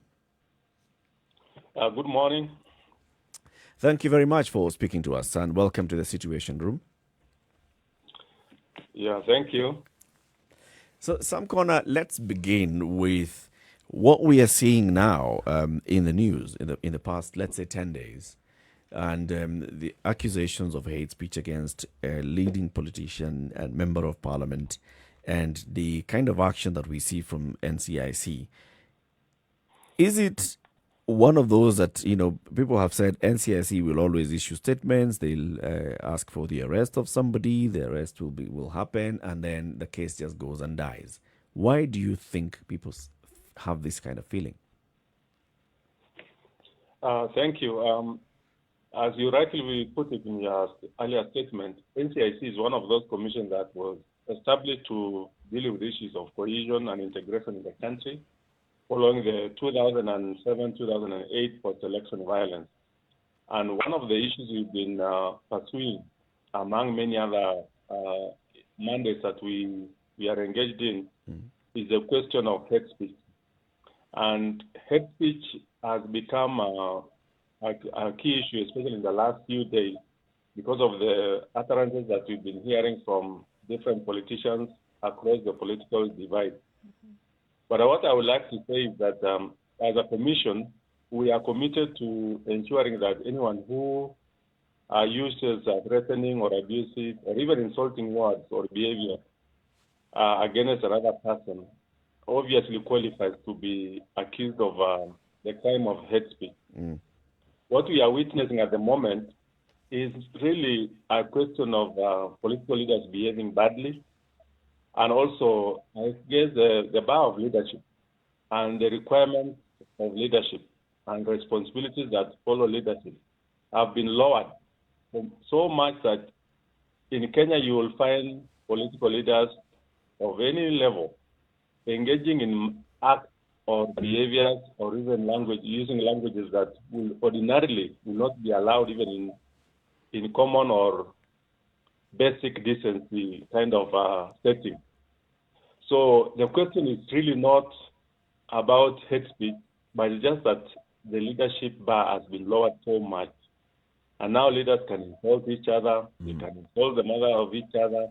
Those are behaviors that are not expected in any society from people who are holding positions of leadership. So there's also a part that has become kind of child play, which in this case then makes us to question, is the hate speech still regarded as a serious crime, or it has become something that politicians just use to propagate themselves and increase their popularity across the board? Number two, okay, go ahead. as a commission, we keep saying that we do not have prosecutorial powers. Ours is to assemble evidence, take them to court, and try to defend it. And in most cases, we will rely on people who feel aggrieved to come forward and become witnesses. But many a times, those people do not turn up. And when we have a case in court and no one is really supporting NCIC in terms of giving evidence, then that's why sometimes it becomes difficult to prosecute some of the cases. And also the threshold required of evidence is so much that you really need real human faces, and many of them for you to sustain a case.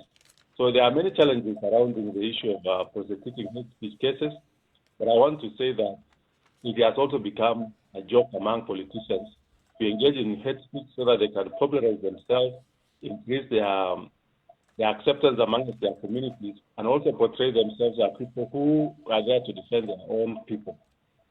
Sam Corner, we want to take a break, and then we come back and now start delving into understanding exactly what those challenges are. Like you've said, the law and the threshold for evidence that you need to present before court is quite high because you have to bring a human witness, and many of them to come and actually sustain a charge against hate speech.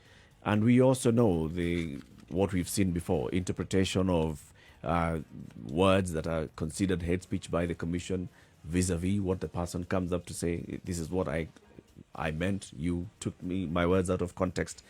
And then what those challenges are, and just trying to understand them. So just stay on the line. We will speak to you shortly. This is the Situation Room. It's Kenya's biggest conversation. We are speaking with the commissioner, with the NCIC, the National Cohesion Integration Commission. Commissioner Sam Corner is with us. And we want to understand, why is it that hate speech is now becoming one of those tools that politicians are using to gain political mileage? Good morning, 23 minutes after 7. We'll be back shortly. Spice FM, Nakuru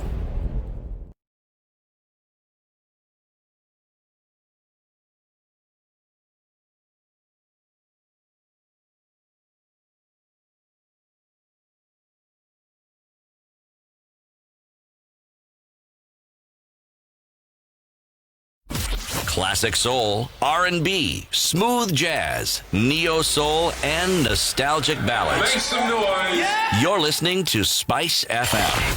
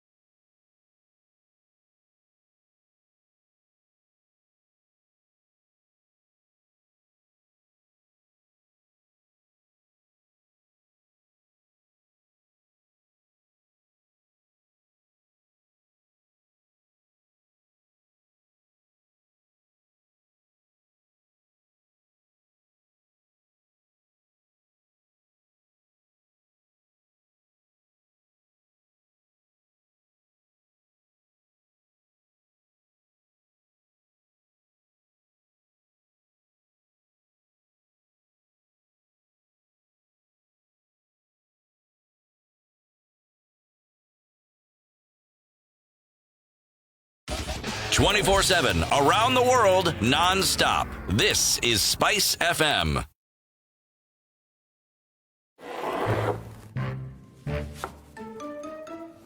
Now, what brings you out to these here parts? I'm looking for 12 bakers who can impress. I'm looking for creativity. I'm looking for the ability to work under pressure. And I really just want to be wowed.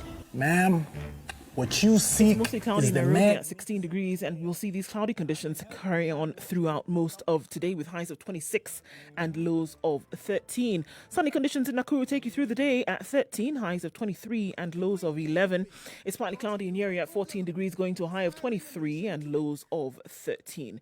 Eldoret, clear skies this morning at 12, going to highs of 22 and lows of 11. It's mostly sunny in Kisumu at 19 degrees, going to highs of 28 today. Kakamega is going to see some rain later on, with temperatures reaching 25 degrees and coming down to lows of 15. Mombasa's clear and mostly cloudy in some parts, though, at 24, going to highs of 29. And in Malindi, it's 26 degrees and partly cloudy, highs of 29 and lows of 24. Let's take a look then into Kampala once again. It's mostly cloudy at 19 degrees. Rain expected later, going to highs of 26 and lows of 18.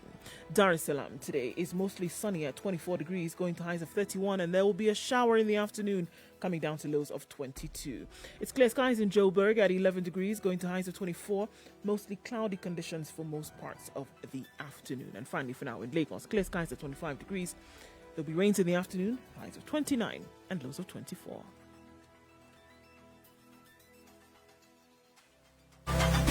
Classic soul, R&B, smooth jazz, neo soul, and nostalgic Make ballads. some noise. You're listening to Spice FM. All right, what are we looking at here? We'll still see some heightened levels of traffic all the way from the Nyayo Stadium roundabout, and this will take us to all the way to Westlands, actually, is what we are seeing this morning. Coming off of Thika Road, not too terrible, but around Survey, all the way then to the Utali Drift, rather, is what we are seeing.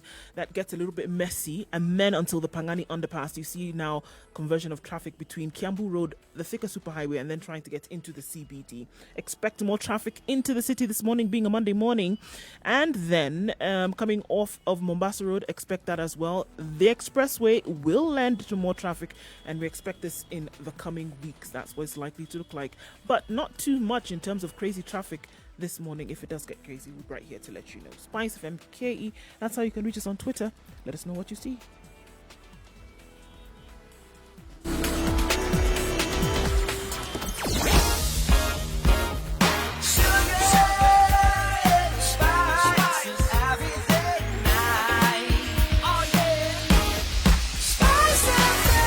Spice up your life. Mature, intelligent talk every morning. Spice up yourself.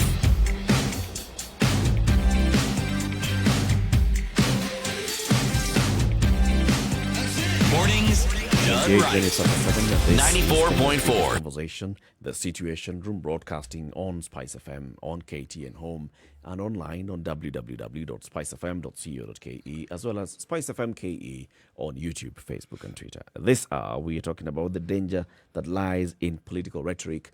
We have seen in terms of politicians coming up and the kind of rhetoric that they have, been giving out. And then we are now speaking with the commissioner with the NCIC, the National Cohesion and Integration Commission, which is the one, for example, that's charging the Kapsaret MP Oscar Sudi over hate speech. Commissioner Sam Connor had told us about the challenges that we see at the commission level and also at the society level. But okay, I know City, you want to ask a question. You ask yours, then I'll ask mine. What we're looking at here is the purpose, the intention, and the deliberate nature of what was said. Now, will our courts be able to prove that with the speech that is attributed to the said MP, that his intentions were to cause harm, that his intentions were to cause discord, that his intentions were to bring hatred among people? It may be the consequences, but how do you prove that that was his intention? How do you even start by determining that that is the intention, Commissioner? Yeah, one of the biggest challenges we have as a country is when it comes to politicians and their communities, there is usually a tendency to perceive whatever a politician does from an ethnic lens.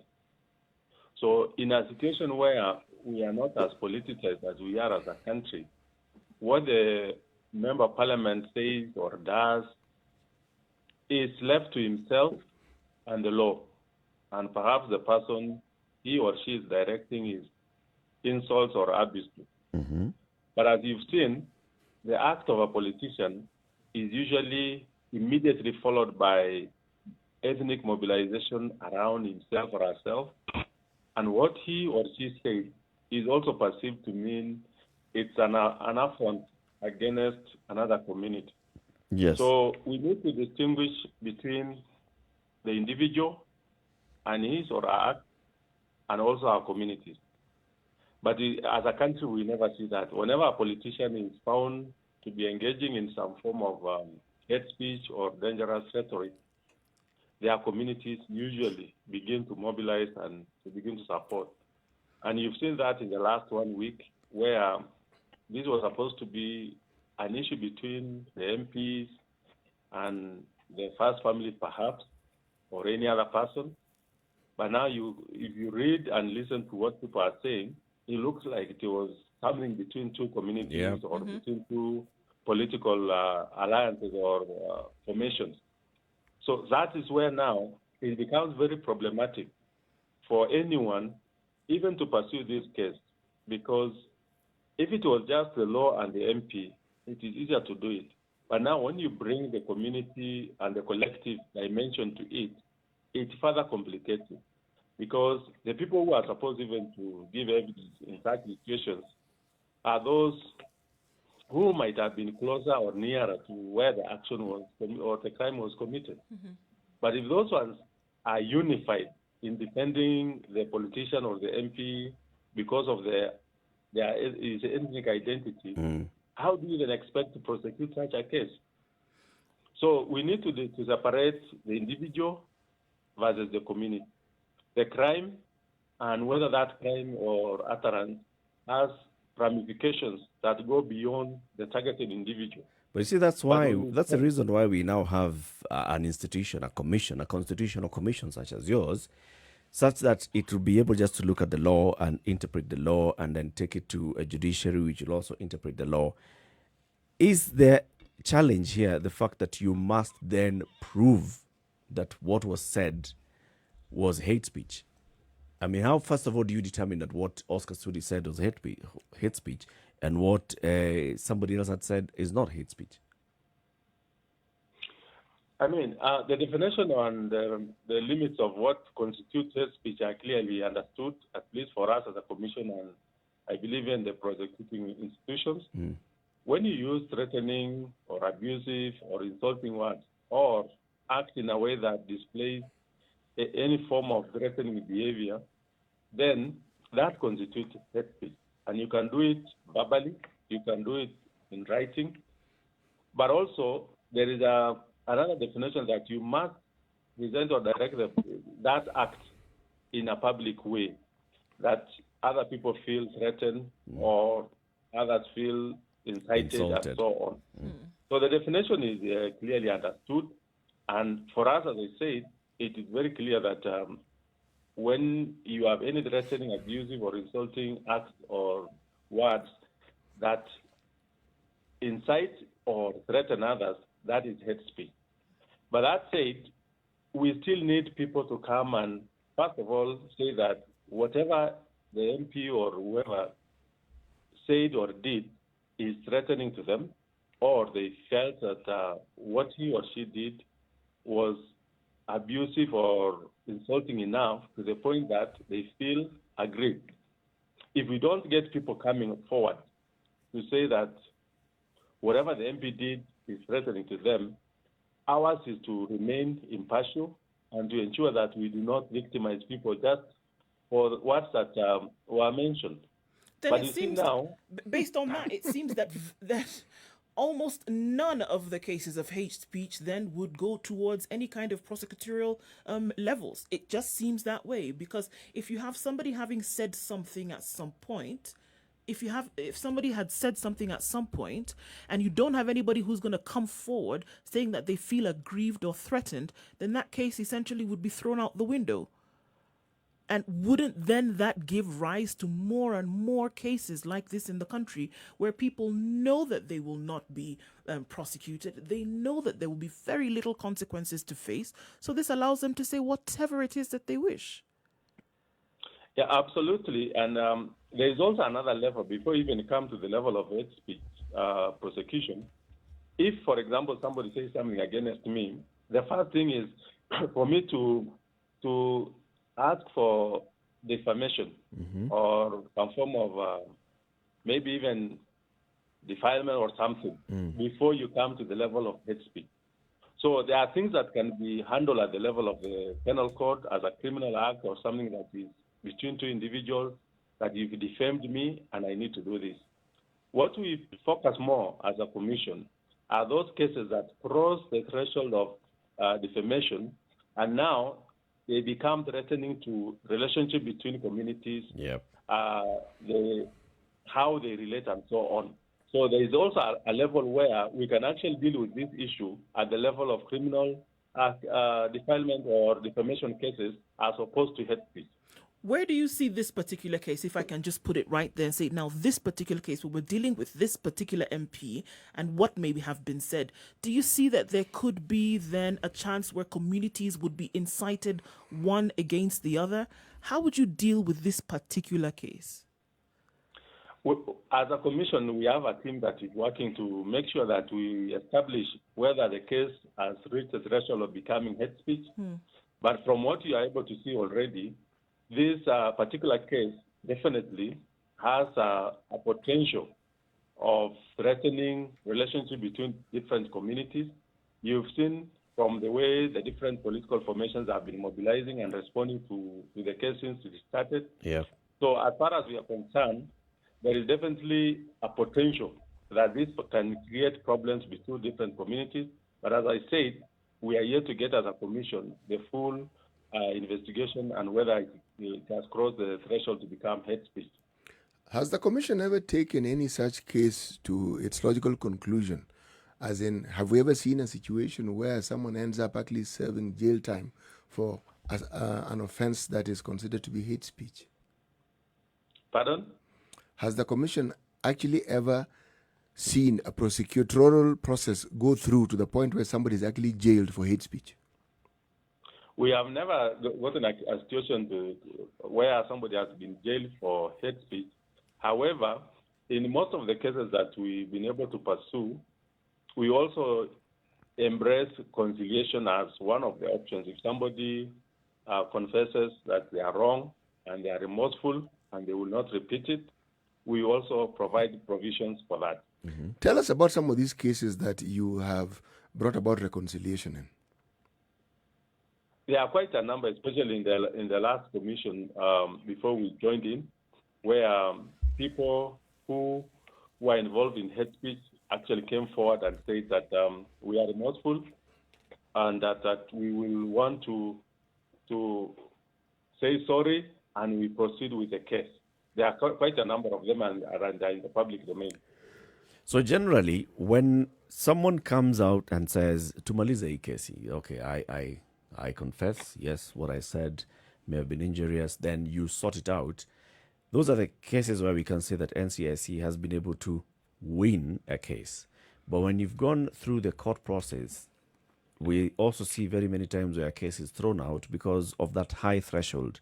Tell us about this high threshold. What is it that makes a case not become successful in court? You know, when it comes to issues of hate speech, I really want to engage fellow citizens and everyone else that when we talk about issues of hate speech, there is a tendency to portray NCIC and other prosecutorial institutions as not doing enough. But I always say our prosecution of any case, be it economic crimes, corruption, land-related issues, they take forever. But it's only NCIC hate speech-related cases that are always put on the forefront that we are not doing enough or the prosecution is not succeeding. But there is a problem generally in prosecuting most cases in Kenya, particularly those ones involving high-level personalities or people of the caliber of members of parliament, whether it is corruption, economic crimes, or any other case. So the problem really is a societal challenge that we need to deal with, and it should not be singled out that hate speech cases are the ones that find themselves not being concluded in the manner in which the citizens expect. There is a huge challenge out there in terms of prosecution of most of these cases. That's true. That's true, and it's well understood, Sam. However, we are talking about, we've said that we have not had any case which has gone through the entire process and somebody has been convicted of hate speech. But we've seen cases which have gone through the entire process and they've been thrown out by the courts. And this is what I'm focusing on and asking, why do we see that? Why is it becoming so difficult to actually use the law that's been set, that you even told us that this law exists? Why is it becoming so difficult to use this law to find prosecution for such cases? First and foremost, NCIC does not have prosecutorial powers, as a matter of fact. Secondly, when we take the cases, we really need people to come forward and support the cases or give the evidence. As I've already mentioned, in most cases, people get either intimidated or they fear to come and give or support these cases. Secondly, sometimes part of the evidence we try to assemble is contextual, meaning you really need to establish that by the statements or utterances of this particular person, this particular community felt affected or intimidated or threatened in this way. And now you have to lay that with the context and the history, which in most cases the courts will not see as an important thing. But we know, based on history, based on our knowledge of the context, that certain statements might be said in an innocent way. But when you lay those issues in a context of history and what has happened before and the feelings on the ground, then you obviously know that this is hate speech and these communities are feeling threatened. But the court, of course, is very clinical, that can you relate whatever you are saying with what was said? Forget about the context, forget about the history, and maybe what you think is happening on the ground. So the threshold is really very, very high, and we are working to find a way of strengthening that or reviewing it to make sure even contextual development or issues can be used as evidence and history. Yeah, because that is partly why we have a problem with the issues of hate speech. But Commissioner, how often have you had people volunteering to give the sort of evidence that you say would lay the groundwork for a possibly successful prosecution? We do have, first of all, our team on the ground in most of these places collecting their evidence. And there are occasions and instances where citizens do come forward and give their testimonies to us. But when it comes to appearing in court or coming to defend whatever they have said, they usually develop a cold feet and they disappear. Yes. So it is very hard for them to come forward. That is a clear trend, Bwana Commissioner. So if I may ask, what has the Commission thought of, or what have they planned to do to alleviate? Because at the rate things are, you will never have anybody coming forth. So what is the Commission doing to ensure that they stopped being seen? Because that's what the public sees you as, a toothless dog. What does the Commission, or what has it set in motion to ensure that they rectify this situation? We are currently reviewing the act, and it's been under review for quite some time to make sure that we strengthen that part of evidence and also how we collect it and create avenues and mechanisms for citizens to feel comfortable to come and give the evidence. But that will require cooperation with other institutions, particularly the institutions that are dealing with issues of prosecution. And also, we are trying to tighten how we collect the information and ensure that by the time we get that information, we have the right background information and also how directly it relates to history. So it is work in progress in terms of the review of Act, and also we are working to sharpen the instrument for collecting evidence to ensure that we have good evidence that will meet the threshold that the prosecutorial institutions require. Does this then mean that you would have to then involve the activities of other agencies, such as security agencies, to have some of this work done? Obviously, this is a multi-agency undertaking in all cases. We work with the DCI, we work with the Office of the Director of Public Prosecution, we work with the Minister of Interior to ensure we get this information. It's never a one institution undertaking. But of course, when it goes to court, what usually comes out is that it's only NTIC, but it's always a multi-agency undertaking. When you say those words, the thing that would then resonate in the minds of many people is that we see yet another situation that will take a very long period in terms of time. And then the resulting thing from that is that in the meantime, anybody can really say whatever it is that they want and get away with it scot-free, because the process of getting into any kind of prosecution is going to take time. How would you then be able to solve that then in the minds of people? You know, we need to confront this challenge as a country, honestly and genuinely. The issue of hate speech is not really about prosecution or the legal instruments that are supposed to deal with it. We need to change our value system. We need to change how we relate with each other as individuals. As I said earlier, this is a breakdown of values. It is lowering of leadership bar. That's such that politicians engage in insulting behavior, they engage in attacking each other, and as I said, they are using it to popularize themselves and make sure that they gain the publicity they require. So the first line of defense is for us to change our value system, to be more serious about leadership, that when you are a leader, there are responsibilities required of you, and there is a certain kind of behavior that you must exhibit in relation to the position you hold. Secondly, the citizens. You've seen cases where even people are accused of corruption, or people have been accused of murder, or even hate speech. But instead of the citizens saying, this is wrong, it's not in line with our culture, it's not in line with our national values, you still get people supporting those individuals just because they are from their tribe or from their community or their leaders or their region. So that is the first line of defense. Let us settle the question of our values. Let leadership embrace what is required of leadership, and let citizens know that when a person commits a crime or misbehaves, that person should be held But Commissioner, responsible. what is clear is that the law as it currently stands will not actually bring to fruition any of these lofty ideas that we have. But even more importantly, I believe that even if you want to change the laws, at some point it'll end up in Parliament. And a good number of the perpetrators or people who've been brought into the public eye for having committed these offenses happen to be politicians. Do you see them ever passing such laws? Laws that would actually hold them accountable?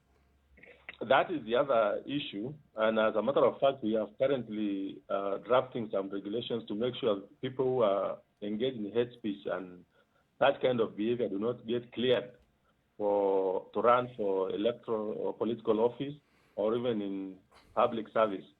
But as you've rightly observed, the chances of that particular legislation going through Parliament will be a big task. It will be hard for it to go. So that is the other challenge, and that is why I keep repeating and insisting. The solution goes back to us to look at ourselves as people. Once we get our values and everything settled, and citizens begin to hold their leaders to account for bad behavior, that will be a more promising route than going to Parliament, because they will not pass a law. Commissioner, I'm interested to hear how you suppose we'd go about that. Because you say it's about the citizens, about the society, changing our values and raising the bar on leadership, raising the bar on how we relate with one another. One of the things that the Commission, the NCIC, is supposed to do is go to the community to ensure that this is starting to happen. And you speak to us, Commissioner Sam Corner. You're a conflict resolution, governance and stability expert. You have worked a lot on mediation, on peace building, on post-conflict resolution, on conflict early warning systems. So you understand these things. How would we change as a society such that we then raise the bar and do not accept hate speech among ourselves? I'm glad you said that. You know, most of the work that NCIC does actually is not related to hate speech. We have so much that we do on a daily basis that only hate speech cases get discussed or get commented on. We do facilitate dialogue among communities on a daily basis. Just this weekend, our chairman brokered a deal between the governor of Marsabit and the CS for National Treasury about the conflict in Marsabit County, in Olpajeta in Laikipia. It was a very difficult process. It has taken months to plan and to organize. As a matter of fact, that particular conflict alone, NCIC from May to now has held 17 inter-community dialogue meetings between different groups, professionals, elders, religious leaders, and so on and so on. And we had a culmination on Saturday where the two principals, so to speak, committed to a peace process and a roadmap for that particular kind of thing. So if you see 17 meetings in one county alone, Marsabit conflict, we've been in Kakamega-Nandi border for the last 3 months. We conducted a series of dialogue meetings between different groups. Narok, name it. So our commission does so much in terms of bringing harmony, in terms of bringing reconciliation, but also promoting the spirit of nationhood and patriotism among Kenyans on a day-by-day, week-by-week, month-by-month basis. But because those ones are not issues that the media, for example, would like to highlight, whenever there is a hate speech case, that's when people remember NCIC. But we do facilitate and promote opportunities for people to live in harmony, to eliminate discrimination, to enhance tolerance, understanding, and so on and so on. That is what NCIC does. And I want to say, from where I sit, we need, in the issue of values and so on, we need a plan, a campaign that goes beyond a generation. Because what we are trying to fix now are things that have been institutionalized, they have been there for generations, and of course, it will not take just 5 months or 1 year or 2 years for us to eliminate them. We currently have a program to promote national ethos, to promote national values, and to ensure that we begin to do this at the level of schools when people are still young, so that we replace the bad behaviors we've been having as citizens with good behavior. We infuse it with patriotism and so on and so forth. So we are doing a lot as a commission under the prevailing circumstances. And our mandate, I repeat, is not really hate speech. Our mandate is to facilitate and promote equal opportunity, good relations, harmony, and peaceful coexistence among persons of different ethnic and racial communities. You mentioned schools. What are the specific programs that you have within our schools? Our schools, we have a couple of peace clubs across the country where we promote the idea of tolerance, the idea of peaceful coexistence. Is this in every county in the country? No. We don't. I think we are in about 7 counties. Okay. Thank you. What do you think would serve as an adequate deterrent to what it is that the NCIC is actually promoting or pushing for in this country, whether it comes from utterances from politicians, whether it comes from utterances from professionals in a public sphere, public platform? What would serve as an adequate deterrent to get people, aside from, pushing for things like patriotism and nationhood and things like that, to respect your fellow man, to respect your fellow Kenyan? What do you think would serve as an adequate deterrent for all of this? First and foremost, if we are able to get this act where we want to clear candidates who want to run for elected offices or public service, that if you've been involved in a case of hate speech within a threshold that we will establish, then you will not be eligible to run for elective office or public office. If we get that one, it will be an important deterrent. Secondly, if we are able to eliminate this mass behavior where individuals, just for the sake of portraying their support to their political leader, support that particular person, regardless of whether that person has committed a crime or whether that person has misbehaved in a particular way. If we can enjoin citizens in those crimes, then it will enable them to be more careful in supporting people who have been involved in corruption or murder or hate speech, just for purposes of demonstrating their support as individuals. But above all, we must be fair when we are executing these cases, that hate speech is hate speech. It doesn't matter who commits it. It doesn't matter the standing of that person. It doesn't matter the political affiliation of that person. So long as the threshold for hate speech has been established, that person should be taken to court and charged. So ensuring there is impartiality in execution of these particular cases is another thing that will give the public the confidence and trust that is required. And of course, will also deter those who want to engage in it from engaging in it because they know the law will apply. And of course, if we are able to prosecute 1 or 2 cases or demonstrate that we are serious about these things as a country, then the rest will be scared of doing it.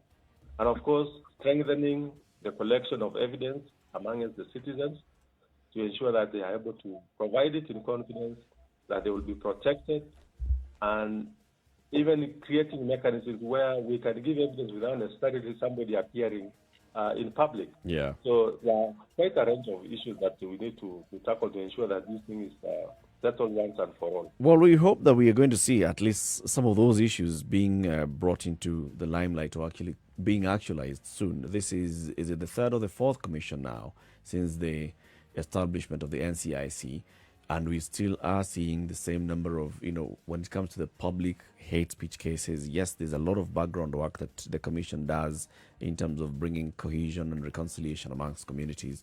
When it comes to dealing with the political hate speech, we still have a long way to go. And thank you very much for highlighting those issues that you've highlighted. Commissioner Sam Corner is a commissioner with the National Cohesion and Integration Commission, who are looking at the danger that lies in political rhetoric. Sam Corner, thank you very much for speaking to us, and we wish you a great day. Thank you. Thank you Great very day much, too. Sam. Thank you very much, sir. Well, keep it right here. This is a Situation Room, Kenya's biggest conversation, broadcasting on Spice FM and KTN Home, as well as on our digital platforms, Spice FM KE on YouTube, Facebook, and Twitter, and www.spicefm.co.ke. 2 minutes to 8.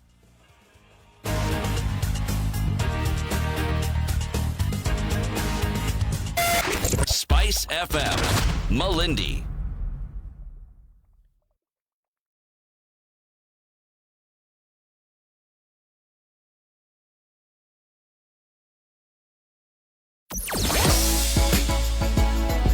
Sugar and spice and everything nice. Spice FM. Spice up your life. Mature, intelligent talk every morning. Spice up yourself. All right, so in the next hour, we are going to look at Kenya's insatiable appetite for borrowing. All right, anyway, there's just one way of looking at it. We're going to look at how much we are borrowing in the country, how we are spending our money in the country, and we'll be speaking to two experts who've been with us on this show before, and this is Mohammed Uliye, who will be joining us from Saudi Arabia, and Professor Eksen Iraqi, who hopefully is in Nairobi, but he'll be telling us where exactly he's joining. This is a Situation Room. It's Kenya's biggest conversation. It's now coming up to 8 o'clock. Keep it right here. Sugar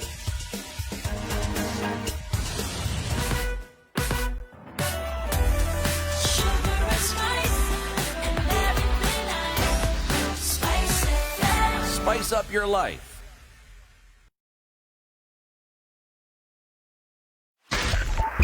102.5 Spice FM. All right, lots of things coming down around the Kisumu. city. This is because of the fact that the expressway is being worked on. So we see that happening on Wayaki Way and affecting traffic in some areas. And we will see that the Kenya Power Company will be on quite a number of roads over the next weeks to try and sort out power lines so that is not affected because of the construction on this road. So the already crazy traffic that you had in the morning, combine this with the expressway, combine that then with power companies and other companies doing the power company rather, and other companies doing what they need to do to move their lines out of the way. So we see heightened traffic all the way from the Nyayo Stadium roundabout. This is going all the way to Westlands, and just because of this, Mombasa Road is building up quite heavily. So from the JKIA turnoff all the way to Cabanas and then towards General Motors from there. After General Motors, you'll be fine, but then you will get to Bellevue where you will get stuck again as you're trying to get to the Nyayo Stadium roundabout, and we know what happens from there on out. Coming off of Langata Road, on Gong Road, and as well as Westlands, that's not too much of an issue. Everybody's converging in the CBD this morning. There must be a meeting that we didn't know about, but we'll see. Spice FM KE, that's how you can reach us on Twitter. Let us know if you get stuck somewhere. Better yet, if you have an alternate, let us know and we'll spread the word.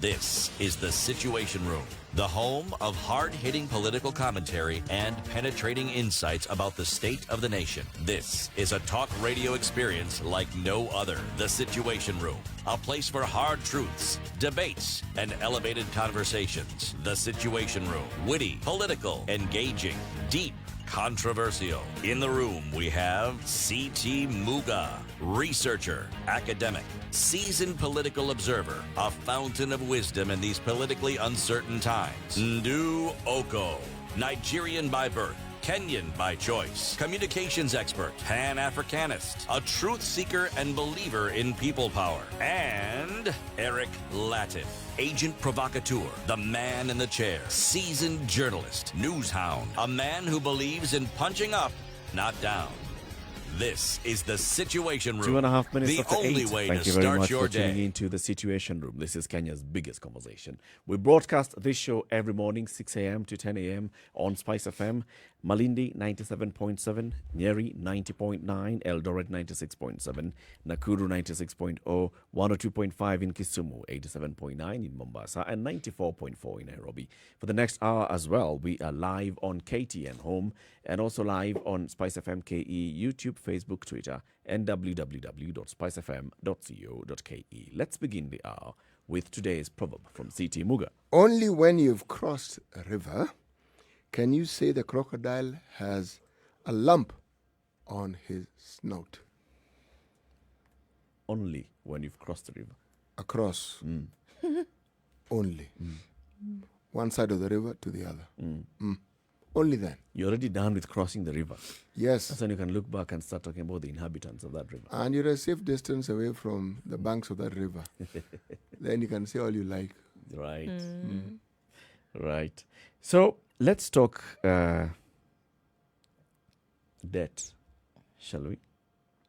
A story in the Standard yesterday says Treasury eyes 1 trillion shilling loan to climb out of COVID-19 debt hole.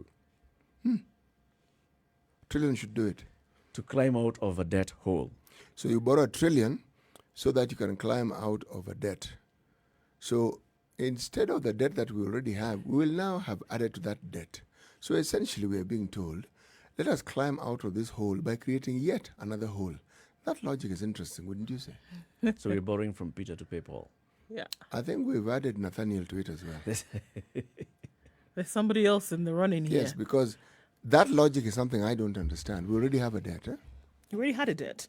And before that, you already gave the reasons. And COVID was one of the big reasons as to why this money was being borrowed, because there was there was some gaps that were left because of the fact that COVID had now made her entrance, and so there was money that was needed to fill some of those gaps. Now, what you're saying essentially that there was an even bigger hole that COVID left, and because of that, we need to then borrow some more to be able to fill that. We've never hole. lacked for reasons as to why we borrow.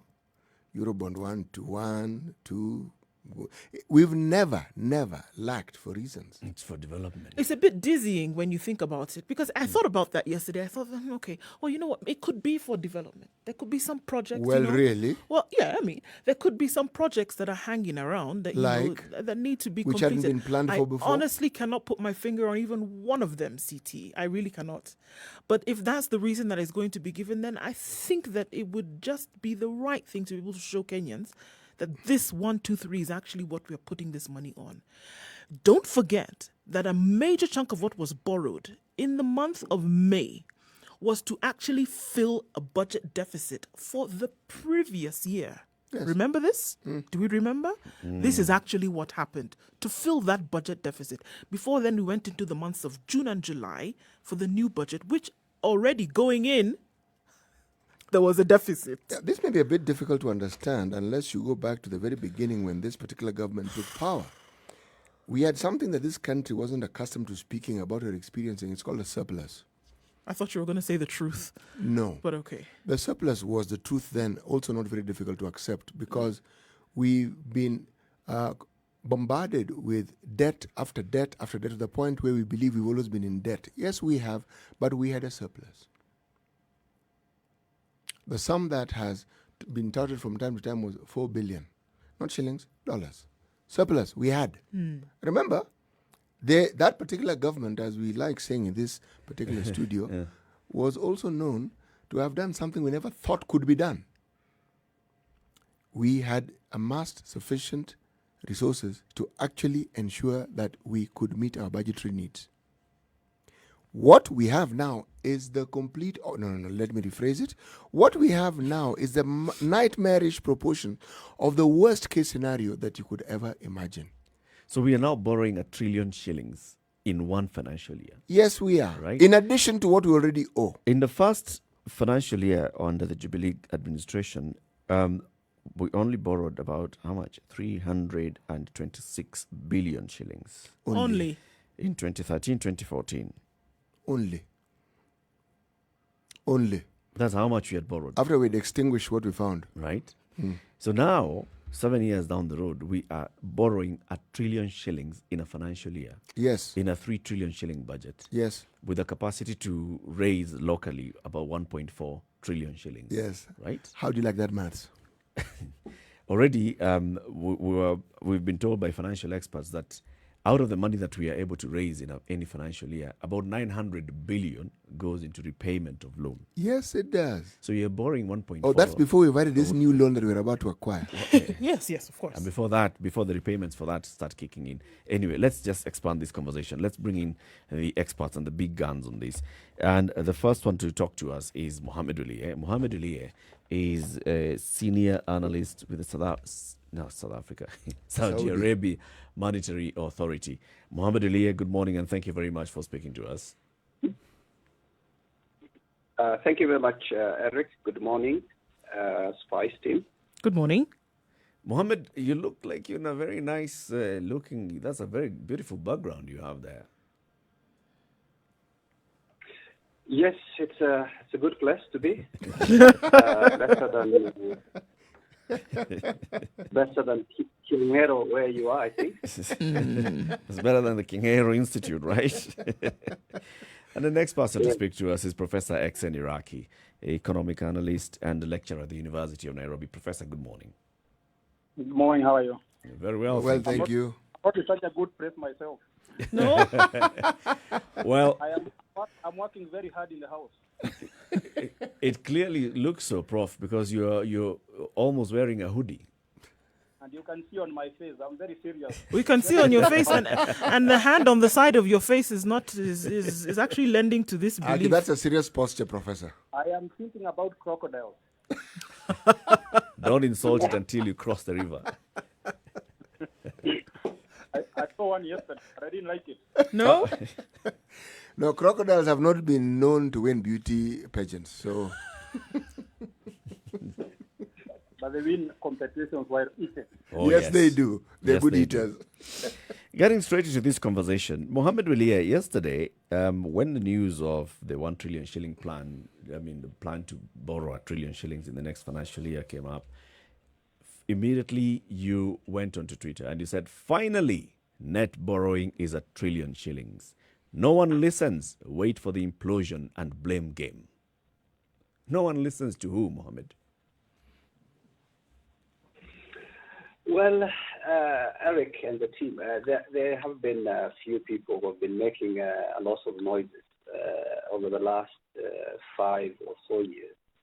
And, to the extent that we've been declared unpatriotic, I think there are a lot of people who have seen what's going on in terms of our debt numbers has not been good. And it can only lead you to, somewhere that is not good. You can't do a budget deficit of over 8% for 4, 5, 6 years and expect to continue to survive. So at some stage, it's going to, you're going to come to a cliff, and it will lead to default, as I said. So these things are very simple. You borrow 8%, 1 year, 2 years, 3 years, 5 years, and ultimately it can only lead to a bad place. So this is something that came, I think, on the 9th of September, and it's a normal process that we go through every year. It's called the Budget Review Outlook Paper, BROP. I hope, Eric is not listening to the way I'm saying it. It's PROP or BROP. The thing is that it has to be approved by Cabinet by the 30th of September, and it is the beginning of the budgetary cycle for 2021-22. So basically, what we've seen is that they have adjusted the numbers. It's still not very clear. It's not a normal document. I would say that we can do proper analysis, and we know the reasons why that is the case, because the numbers don't look good. Then you don't get full information out of it as we should. And it's part of the PFM Act, requirements that this is done. So what would we be going into this kind of cycle? You've said we're borrowing over 8% year on year. The outlook, as you say, looks like we're clearly heading towards default. So why would the people at the National Treasury, why would the head of the National Treasury and the head of government approve this kind of move? Well, Eric, that's a good question, and the answer is not easy. Well, the obvious reason is that we have problems, and we seem to think it's a revenue problem. So as I told you last time, what happens always is we kind of, budget for revenues that we know from day one that we are not going to get. And then when we don't get them, we revise the numbers downwards, but then we don't touch the expenditure side. So where will the money come from? Debt. And we've done that for the last 5, 6, 7 years. So just look at your own home, do a budget, then you don't get the money you were expecting from your colleagues, let's say in Spice FM, who are supposed to pay you, they don't pay you. But then you continue to have your expenditure plans as they are, then that shortfall has to come from somewhere. And that's why I told you last time, when the budget, we were doing the analysis of the budget with you, that the deficit that they show every time they do the budget is never going to be achieved. It's going to be way over because the revenues are overstated. They have now revised the revenues downwards. Every revenue item except income tax, which has gone up by 14 billion for some reason, which again is not reasonable, has gone down. And we were basically now saying we are going to be short 110 billion in this financial year. Yeah. So that 110 billion, I would expect we cut somewhere, some expenditure. But they say, no, let's borrow 50 billion foreign debt and 60 billion domestic debt. So then that adds up to the debt that we already budgeted for of about 850 something. Now it's 950 something. So basically, we just say nobody can touch expenditure in this country. And we don't understand why. And that is the problem we have. We must continue living the way we live, but we shall finance this through debt. Professor Iraqi, as we talked about the new financial year's budget, we also had this conversation with you. But just looking at this BROP, as Mohamed Ulia is telling us, what are your views on this in terms of the move by the government to continue borrowing and to raise that borrowing to about 1 trillion shillings? I would ask a very simple question. What alternative does the government have? For about 5, 6 years, we have been crying wolf, and everybody has been complaining about debt. Now COVID has come, and that is our moment of truth. So I don't think, in my opinion, we can stop borrowing because we need that money. Look at the alternative. There is the taxes. How do you raise taxes when a lot of people have lost jobs or have lost their businesses? The alternative is to reduce the government expenditure, as my friend were here saying. But that would probably mean laying off a lot of government workers or government employees. Any politician would never want to do that. I think we need to look at very practical ways of reducing our debt. And I guess one of them is to reduce the waste. I want all government officials like me to be driving a bit so that we can use less fuel. We can use less money to buy cars. Mm-hmm. We also need to tame our appetite for corruption, because a lot of money goes to waste when money is pilfered through public offers.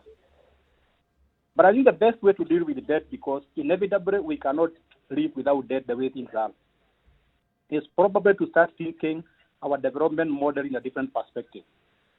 We cannot develop like China or South America or US and so on. We need to come up with a more concrete development game plan. For example, who said that we must come up with certain projects to be like developed countries? Can we come up with our own projects, unique projects that are suited to our socio-cultural perspective? So while my friend Weria says that we are going to get into a hole because of debt, I don't think we are going to get into it. Things are going to balance them out. And one way to balance things out is to talk about debt the way we are talking about it. And I'm hoping that we should not be the only people talking about it. There are people who want to be president in 2022. Can they also start telling us how they are going to deal with debt? so that debt is not going to be something to be discussed in Spice FM, but it should be a national agenda. It should be at the forefront of national discussion and national discourse. Because debt is not just going to be paid by you and me. Even future generations are a stakeholder. That is my informed opinion about the state of debt in this country. Professor Araki, I see us hurtling towards, kind of like what Mohammed had said previously, hurtling towards a situation that might be very difficult then when it comes to then defaulting on some of this, because the money coming in is not adequate to fund the country and as well as take care of these debt payments. Looking at it very plainly, what are we looking at? What essentially would happen? Because it seems that in most cases, for the things that you're talking about, that you're describing now, in order for them to happen, that those in the positions of making the decisions are going to have to feel the pinch before something is actually done. Don't you see that coming to light before something is actually done? That is why I'm bringing in the political leaders, because they are the people who decide on how much is to be borrowed. If you remember a few months ago, or maybe last year, the parliament raised the debt ceiling up to 9 trillion. You and me and Weria don't decide how much this country is to borrow. It is the politicians, the people we vote for, who decide how much we are going to borrow. So it is the same people who must give us a debt solution. And they don't seem to be confronting that problem or seeing the seriousness of it. If by bad incident this country starts defaulting on its debt will become more serious because our interest will go up. So somebody must bite the bullet and start saying this is a national problem. We must start confronting it. But Prof, that's why I'm not talking about debt, but giving solutions. Prof, just listening to what you're saying and even what Mohammed Ulia is saying, it appears like those who are making those decisions do not see a problem with the debt. They're living in this kind of bubble where debt is not a problem, which may explain why Mohammed Ulia was tweeting yesterday and saying nobody listens. And interesting, it's not just Kenya where debt is a problem. It is a universal problem. Even the U.S. has reached a 3 trillion debt by now. But the question I've always asked is, what do you use that money for? And I think at the time Kenya started demanding that you have been borrowing this money for this period of time, start showing us the return. If you have been putting that money into projects, if you start seeing the projects, if you start seeing new jobs being created, if you start seeing more people paying income tax, if you start seeing more people paying VAT. So I think at the time we stopped talking just about debt, but see the return from debt. Because when we're here or when John or everybody else borrows money, you put it into some use. And you cannot keep on borrowing money indefinitely. At one time, you start becoming self-reliant. So I think what voters, you and me, should be demanding is that we have been borrowing money. I think at the time we started putting that money, or we start seeing the results from that money that we have been borrowing. Because I don't believe that money has just been going down as drain. It must have been put into some use. Mohammed, how do you demand? How do you then make these kind of demands on government? One of the things that we're often told about is that, this money is borrowed for development projects. How then do you demand accountability from government to say that, show your people then what it is that you are working on? If you're saying that this money is being put into development projects, show us the infrastructure, show us the roads, show us the hospitals, show us the schools, show us. How do you then demand beyond saying the words that I'm saying now to make sure that you're seeing value for this money, essentially? I think that's a good question. But before I answer your question, I would want to respond to what Prof said. And this is unfortunate because every time we discuss debt, the issue of, America is also borrowing. Japan, remember the famous Japan quote comes up. We have to understand that the U.S. and Japan are wealthy countries. That's the first thing. The second thing is that they borrow in their own currency. Now, we are going to borrow this year about $400 billion in foreign currency, in U.S. dollars. we have a huge foreign debt. And as I said before here, every time we're in a position now where every time the shilling depreciates by 1 shilling against the dollar, we are adding up about 30 billion to our debt. So remember, we were at 101 just a few months ago. We are now 108 to the dollar. 7 times 30, we've added 210 billion in less than 6 months. So you cannot compare that to America, which has the dollar as the reserve currency of the world, and where, nothing happens in terms of, foreign currency risk. That's one thing I really have to say. What worries us is not even the size of the debt. It's its composition, its mix, its duration. You have to look at the who we owe the money to. It's not concessional debt. It's commercial debt. So we are not looking at only the size of the debt. Now, coming back to your question, I think it's too late. It's unfortunate, but I have to say this. It's too late because it's no longer about where do we cut. We are going to pay 1 trillion shillings in debt repayment. We make about 1.5 trillion. And you can see the circumstances with COVID and everything. That number is not likely to go up. So with only repayment of debt, we pay counties. That's all the money that we collect. What about the rest of everything else we're supposed to do? So it's not even about now where do we cut, politicians. And look, revenues are not likely to go up until after elections. Every time we go into a general election, there's a dip. So don't expect anything to come from somewhere. So now we are in a position where we're in a debt trap. We have to borrow in order to survive. And that line will soon be closed because people who are lending you money will discover that you are in distress. I mean, if you look at the reports posted somewhere on social media yesterday, the guys who look at who is likely to default, and I think we are now number 5, behind Lebanon and Ukraine and Greece and all the countries that have problems. So we are in a big problem. And there has to be a national conversation on how we are going to survive this. It's going to implode. And that's a fact.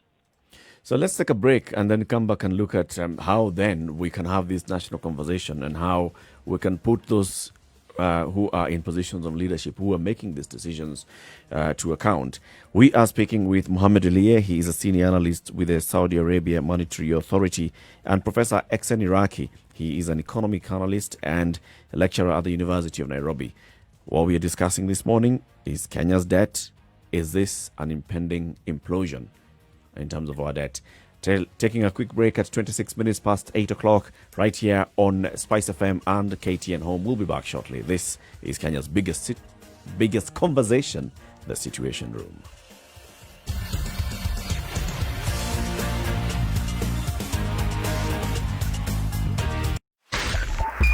.5 Spice FM, Kisumu.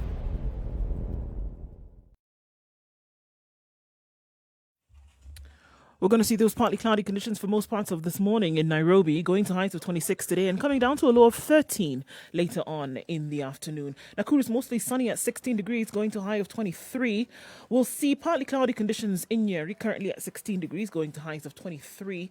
Eldoret is sunny this morning at 16, going to highs of 22 and coming down to lows of 11. Take a look into Kisumu, where it's mostly sunny at 21 degrees, going to a high of 28 with chance of showers later on and lows of 18. It's mostly sunny in Kakamega at 16 degrees. It'll change, however, as the forecast says, that rains will come in and last throughout the entire week today, with highs of 25 and lows of 15. It's mostly cloudy in Mombasa at 26 degrees, going to highs of 29. Malindi the same, highs of 29 to be experienced today and coming down to lows of 24. Let's take a look then out of Kenya, where it's mostly cloudy in Kampala at 20 degrees, going to highs of 26 and lows of 15 with a chance chance of rain later. In Dar es Salaam, it's partly cloudy at 26, going to highs of 31. And for the first time in a while, some rain's expected later, with highs of 31 and lows of 22. Joburg this morning, mostly sunny conditions at 12, likely to continue through the day, going to a warm high of 24 and lows of 11. And we'll wrap things up for now in Lagos, where clear skies at 24 will take us into rains in the afternoon, with highs of 29 and lows of 24.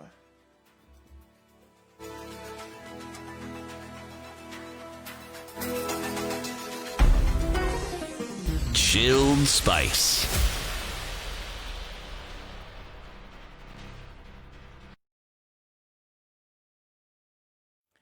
Yes, for the expressway to be built, the trees have got to go. And this is what we're looking at this morning. Some traffic because of the fact that felling of trees is taking place along Uhuru Highway today, all the way into Westlands, and that's affecting traffic. We're likely to see heightened levels for the next couple of weeks, guys. So you're going to have some patience. The eastern and southern bypasses are looking pretty good, coming off of Thika Road and Mombasa Road, respectively. Not too much traffic. Where there is traffic, however, is all the way from the SGR through to Westlands. I'm not even kidding, guys. So Mombasa Road is clogged up all the way. It's inching along ever so slowly. So patience is needed this morning, and a bit of a sing-song might help you get through the traffic too. Spice of MKE, that's how you can reach us on Twitter.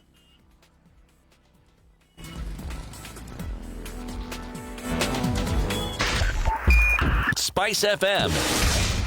Njeri.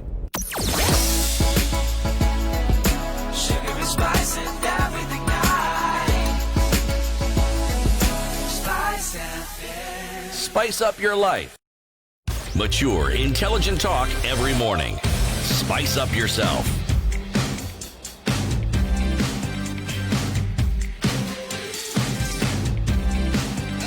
Mornings done right. 94.4 Spice FM. 8:30. This is Kenya's biggest conversation, the Situation Room, broadcasting on Spice FM and on KTN Home, and also on www.spicefm.co.ke. Well, this 1 week of... You left when you were like this, you've come back and you're still like this. What's up? No. There's a change, man. There's something has changed. So this is the conversation that we're having this morning, Kenya's debt. Are we heading to a point where we shall have an implosion? And this is what Mohammed Aliye's position is, that yes, we are hurtling down to that position. Professor Exen Iraqi, who is also speaking to us this morning, is saying it's about time that the citizens of this country have a conversation with their government and ask them, look, what are you planning to do? I want to bring into conversation a quotation that is attributed to a gentleman who was the Prime Minister of Luxembourg. I'm told that's not how it's pronounced, but I'm going to call it Luxembourg because that's how it's written. Yes, I'm not going the Luxembourg route, sorry. What he said was, we all know what to do. We just don't know how to get re-elected after we have done it. Would you say that our politics determines how we manage our financial affairs as a country? I'm asking both of you gentlemen. Who should go first? Sorry, yes. It does a lot, because let's look at the current situation. We have revenues that have declined as expected due to COVID shock. It's not expected to recover until after general elections. The expenditure is trending up. It's difficult to freeze the expenditure due to politics of succession and the general election. The only thing we can do maybe is to scale down of Big Four. That would be the rational option. But business as usual will be sustained because CSs and advisors to the president will not dare embarrass him, and tell him that it is not achievable. So there's always that problem. And then so what do we have then? The only option now is to borrow in order to please, if I may put it that way, the politicians. And borrowing is kicking the can down the road. But the road is steepening. So domestic borrowing has a limit. External sources are sensitive to debt sustainability, which now with these new numbers, we are going to breach most of them. So this window of borrowing will also close shut. So suddenly, then we will have a crisis. Now, is this because of politics? To a certain extent, yes. Because no one can, go back to the politicians and say, guys, this is bad. Because those who are supposed to say that are not going to do it. So we had a debt ceiling. With the numbers that came out last week, we are going to have to revise the 9 trillion in the 2022-23 financial year. That's before President Uhuru leaves office. So before the president leaves office, we would have moved the debt ceiling from 7 to 9 trillion, and maybe from 9 to 11 trillion, who knows? So those who contributed this current problem are not expected to be the same guys who are going to give you a solution to it, because they have to survive. They have to make sure what they have done is somehow made workable. And this is all about politics. Yes, politics is a very, very big problem. And that's why we said, the Constitution said, and the Public PFMA Act says that the debt office, for example, has to be independent. It is not. It's still part of Treasury.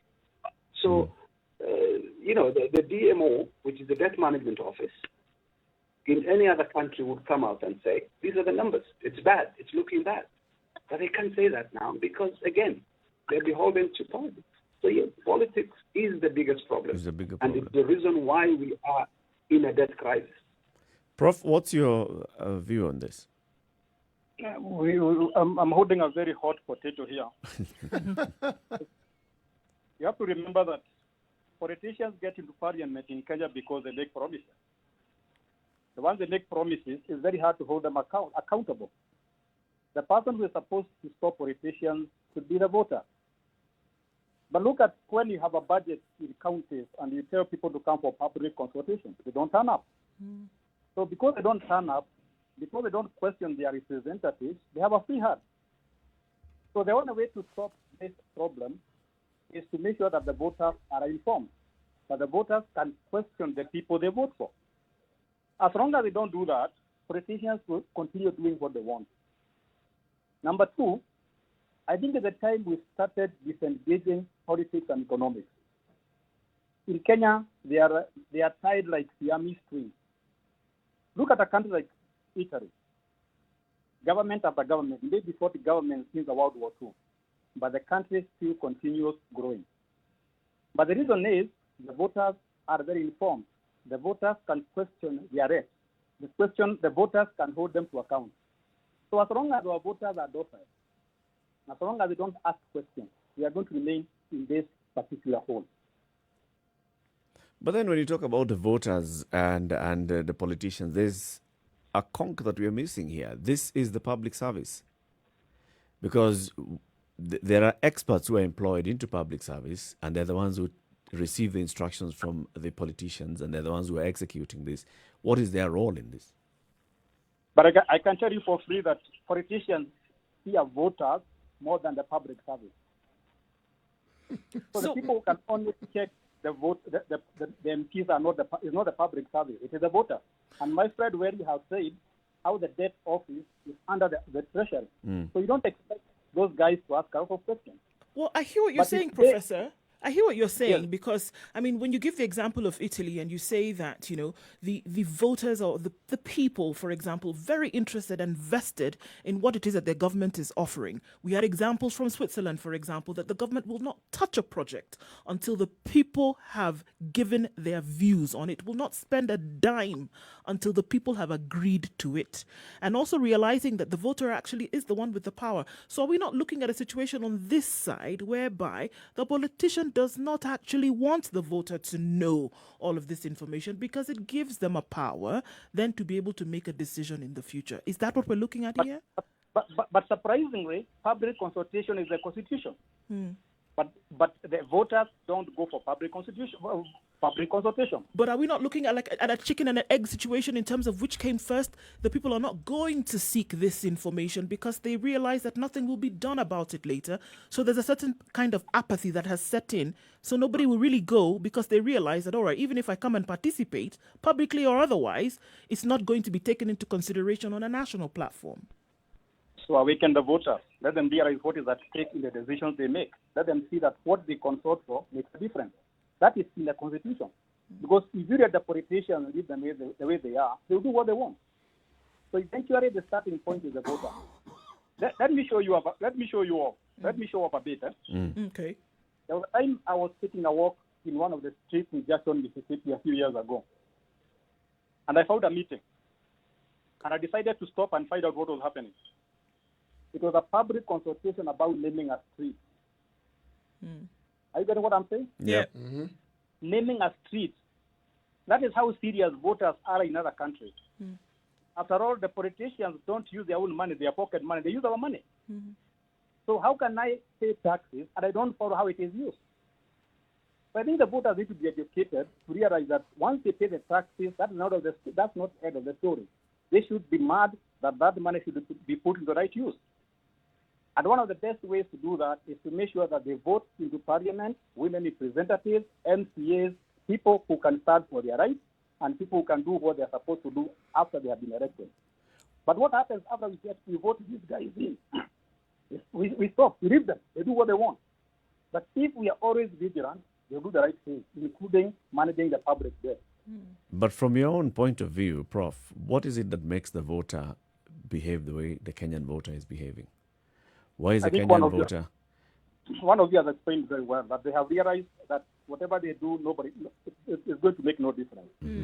But we just need to have one or two counties, one or two MPs record, one or two MPs record, and then the voters will realize they have some power. And once they realize there's some power, it is going to be contagious. Politicians will start behaving. After all, who else can control them apart from voters? There was a time the president could control the MPs because he decided when the parliament would be dissolved. So politicians were always in fear. Now they have the freedom to do what they want. So the only person remaining to control them is the voter, you and me. There is. But also, yes. sorry. Please go ahead, sir. If I may. And some of you are behaving, some of you are responding to my comment as if you don't vote.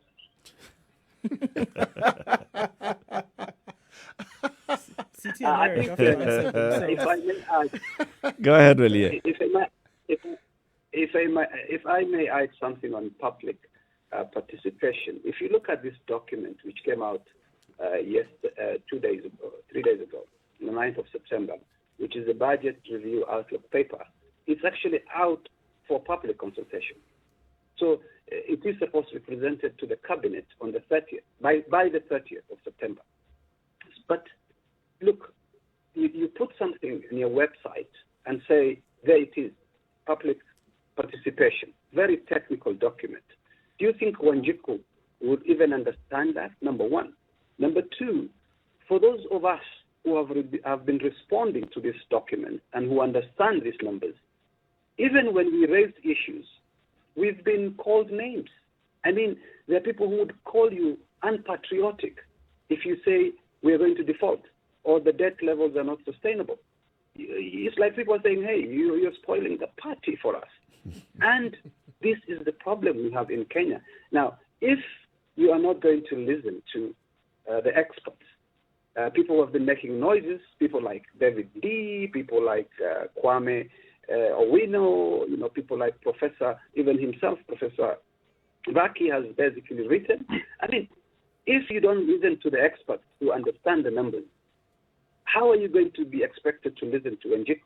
And how is she expected to respond to you? So we have this do attitude, even in our public finances. We've seen, things go bad, things go south for a long time now, 3, 4, 5 years. Even the most uninformed person knows that we have a debt problem. But have you seen it in public discourse? No. We're now talking about BBI, and we're talking about fixing the governance of the country.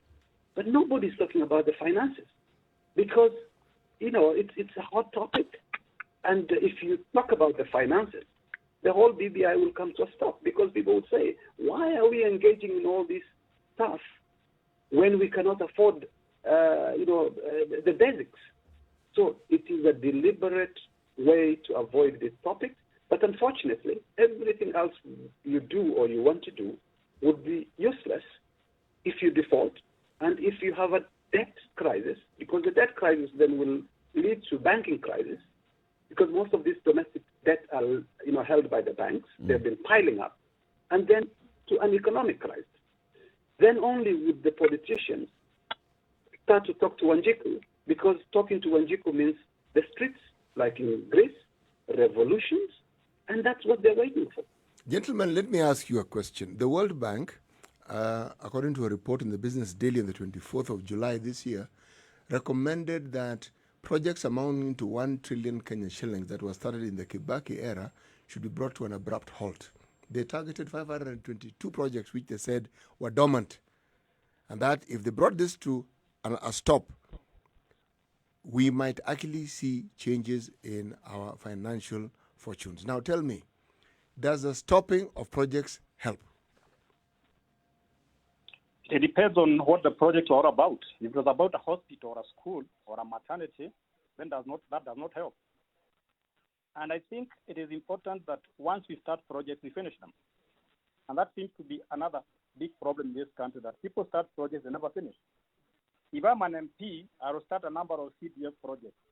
When a new MP comes, he just throws away those projects and starts his own. The same happens with all other government or public projects. So I think while the projects might save the country a lot of money, there was a reason why those projects were started. There must have been an objective. So I think my advice would be finish all the projects before you start new ones. Because a project is always started with an objective. If you don't finish the project, then you don't achieve that objective. So I don't think that would be a good advice to stop projects halfway when you have already incurred the capital cost. Finish them to come up with a new one. Sometimes better to actually go at a loss instead of... I think... Go ahead, please. Let me add something. I think there is a way you can do it. And again, the problem is because of rent seeking, we are not going to do it.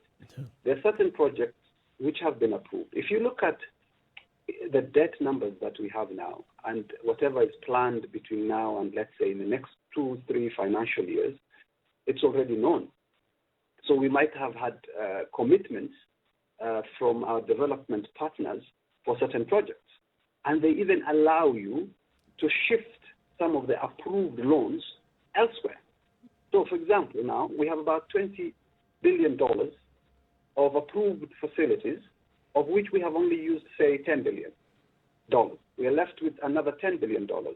Now, we are allowed to say, okay, instead of having the Moranga Njeri Road 4 lanes, we can have 3 lanes or 2 lanes and use that money elsewhere instead of borrowing new money.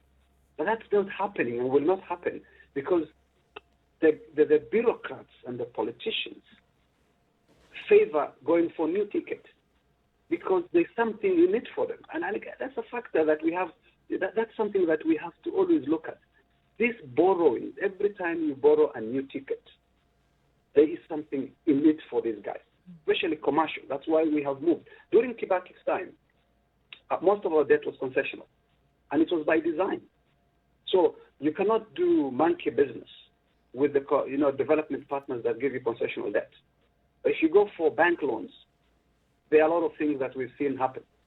So even though we have facilities which are ready, which we can reprioritize to other areas, and which we have borrowed and are in our books, we would say, when it was being done, ile kickback yake imekulwa na someone else.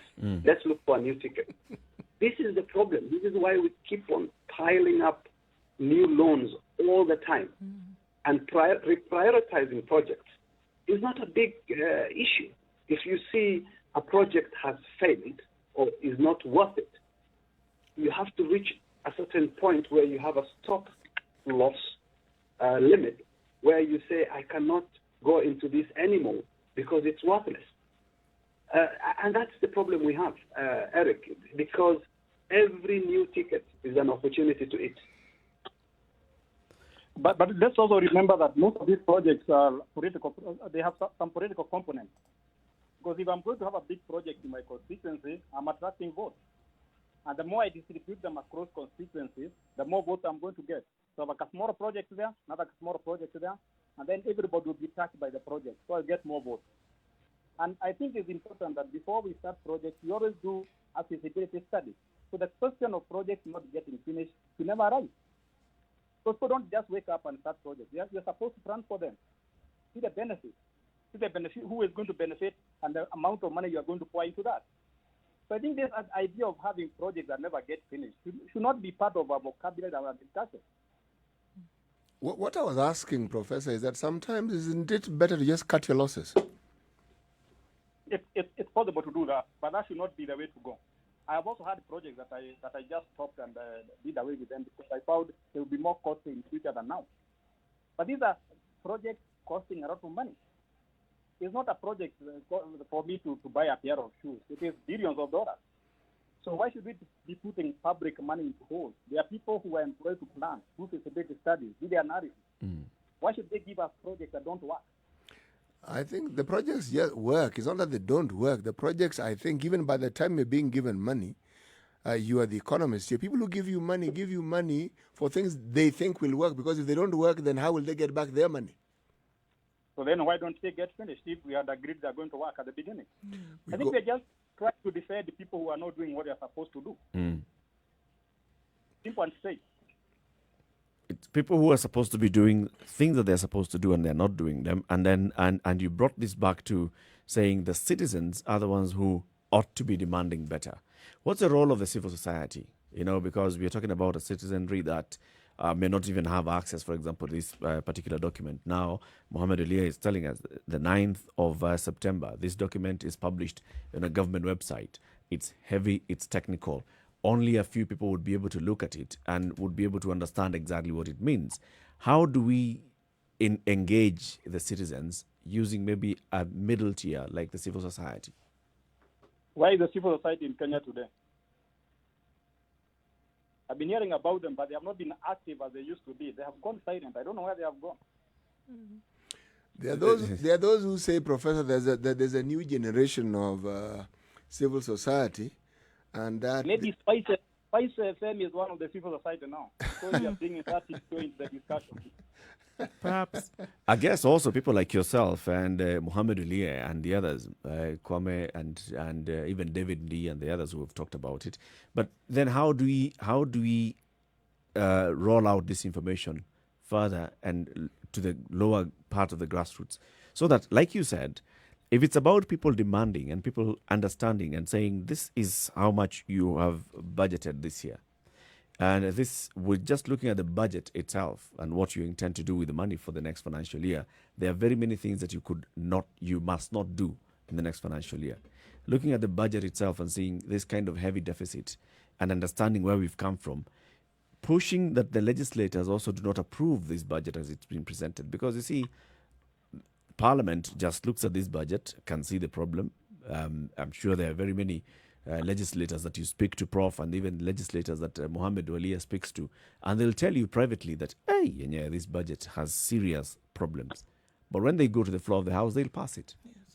How do we make sure that they do their work? I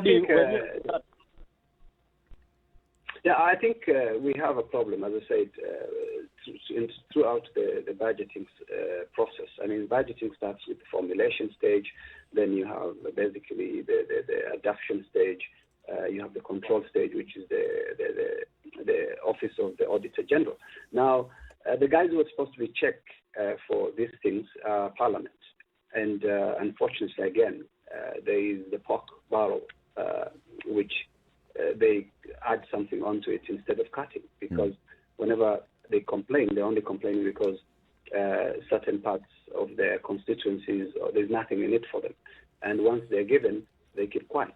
So I don't expect Parliament, honestly, to be a good check for these things in Kenya, especially because these are people who are self-interested, and you can give them 10,000, shillings in the toilets, and you can pass whatever deficit levels that you want. Mr. Ali, is there evidence to support that particular view, really? Which one? That they take money from the toilet? No, the 10,000 shillings in the toilet. Yes. MPs have confessed. And it's documented. And Yes. it is known in the public They have domain. said it on camera and said, 10,000, was it a minimum or was it the going rate? Well, it was a specific transaction. it's been handed over, it's been taken, it's done. Okay. Gentlemen, I think I find a question for both of you here. Now, what we're looking at, I mean, it has become so easy to talk about these huge figures. But to be honest, this is not child's play. This is actually what is happening in this country as we speak about it today. Moving forward, what really needs to happen? Obviously, the ministry, the treasury, for example, they know exactly the big mess that the country is in at the moment. But realistically, to be able to get out of this with at least minor burns, what needs to happen right now? Who should start? Go ahead, Professor. I think Professor will give you probably some time, and Eric, in the interest of time, because we have other meetings. Quickly, what I'll say is that we have a problem.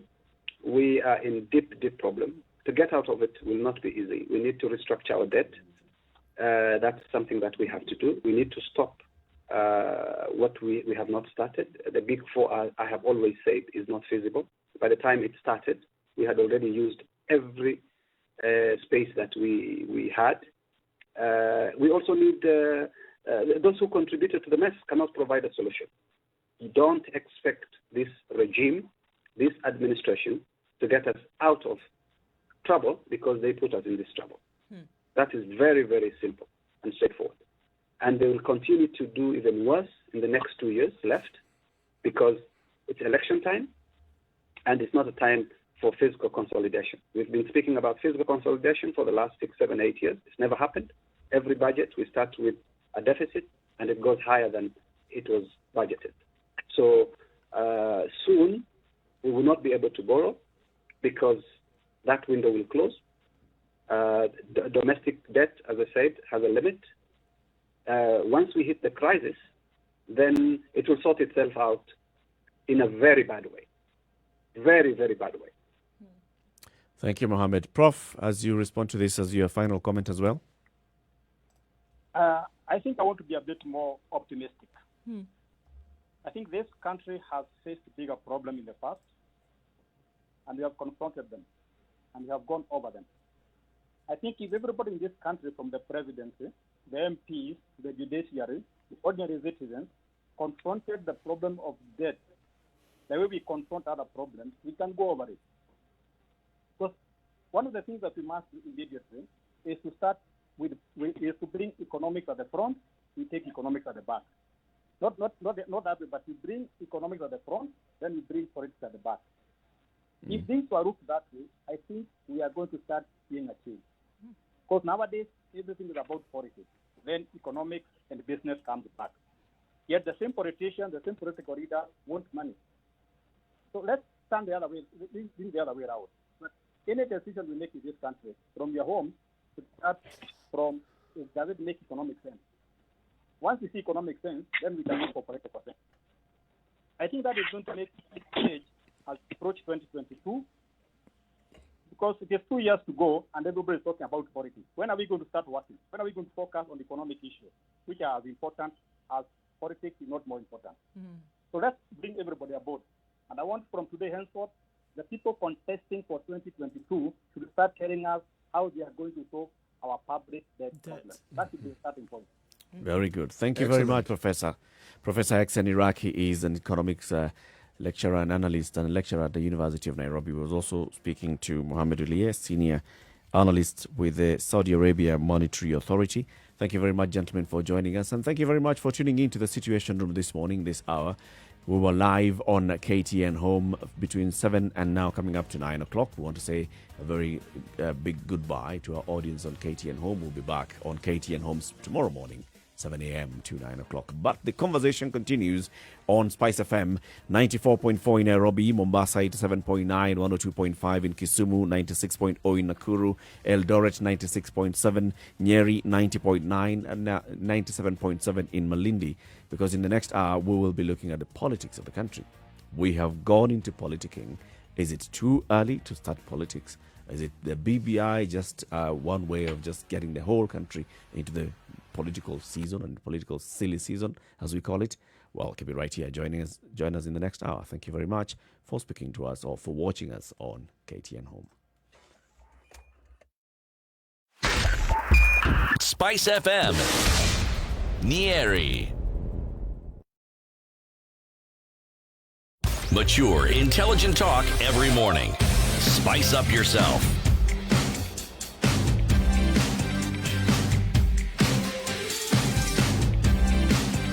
Mornings done right. Well, yeah, so it's 94.4. coming up to 9 o'clock. This is Kenya's biggest conversation. We'll be opening up the phone lines for you to join us in the next hour. 0719 012 600. That's 0719 012 600. Also, remember, you can join the conversation on our social media platforms, Spice FM KE on Facebook, on Twitter, and on Instagram. And the question will be asking, is it too early to start the politics? Right? We are seeing the rallies. We have seen Raila Odinga in Mombasa. Raila is going to Kisii. Ruto was in Kisii. Ruto was in Kitengela just the other day. And it's becoming like the political silly season is back. Good morning. It's 9 o'clock.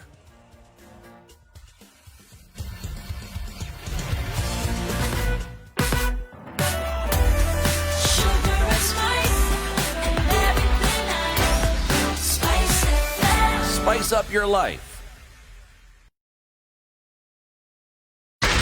94.4 Spice FM. Okay, so we see this Nairobi. long trail of traffic all the way from Mombasa Road to Westlands. So we expect this morning and for mornings to come over the next couple of months. So what we will be seeing. So again, guys, just brace yourselves for this one. The southern and eastern bypasses open for that you can use this morning. It'll take you a little bit longer, but you won't be stuck in traffic. So that's a good thing. Yes. Getting to the CBD from Thika Road this morning, getting to the underpass at Pangani, as you then have taken off from what I like to call Muthaiga Corner, you should be fine as you then join from Kiambu Road. Slow, but it's moving, so that's a good thing as well. And the CBD within also looks good. Outbound in all directions is also looking pretty good.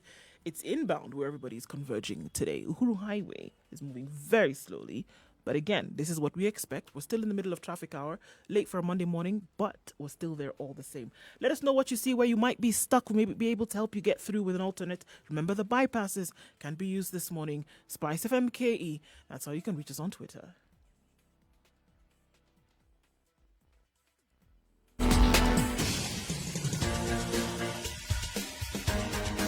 This is the Situation Room, the home of hard-hitting political commentary and penetrating insights about the state of the nation. This is a talk radio experience like no other. The Situation Room, a place for hard truths, debates, and elevated conversations. The Situation Room, witty, political, engaging, deep, controversial. In the room, we have C.T. Muga, researcher, academic, seasoned political observer, a fountain of wisdom in these politically uncertain times. Nduh Okoh, Nigerian by birth, Kenyan by choice, communications expert, Pan-Africanist, a truth seeker and believer in people power, and Eric Latiff, agent provocateur, the man in the chair, seasoned journalist, news hound, a man who believes in punching up, not down.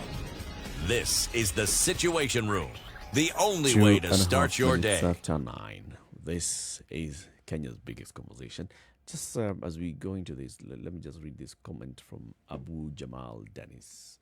He says, we'll need another government under the 2010 constitution government structure to determine whether Uhuru's government overborrowed or not.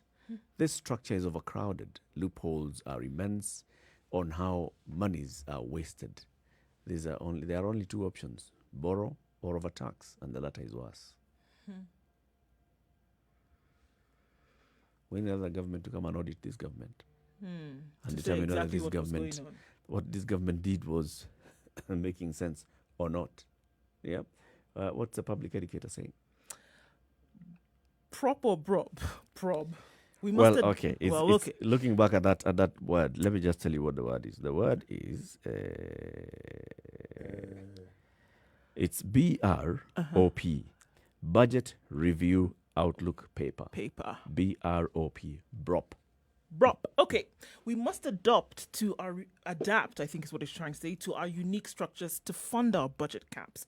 From the village projects, engage the youth, going back to borrow money to fund domestic budgets we ourselves build is dumb. True.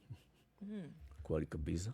Yep. True. Kwali kabisa. Yeah. What the two gentlemen have said basically is we need to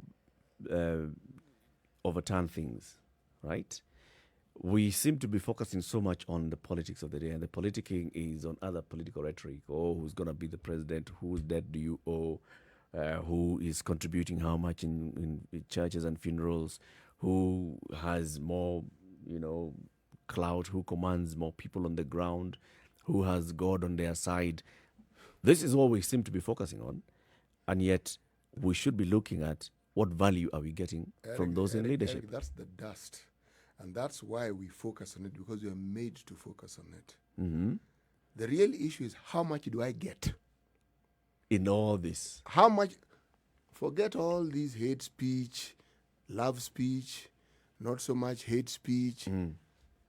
How much do I get? Just look at the discussions that engulf our parliament. Just look at it. Let's start with the Senate. The money issue.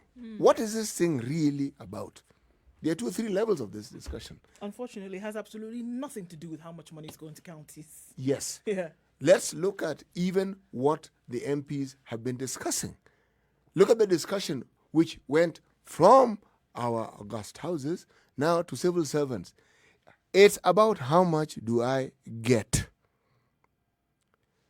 The so-called Mwananchi can go suck a lemon. It doesn't matter.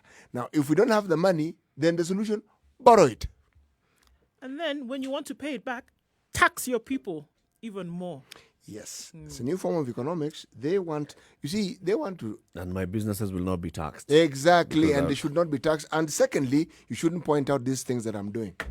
Because then you're anti-development, and you're the sort of person who has no wish to actually help the Mwananchi uplift himself from the poverty which we have collectively put him in. You make a lot of sense, City.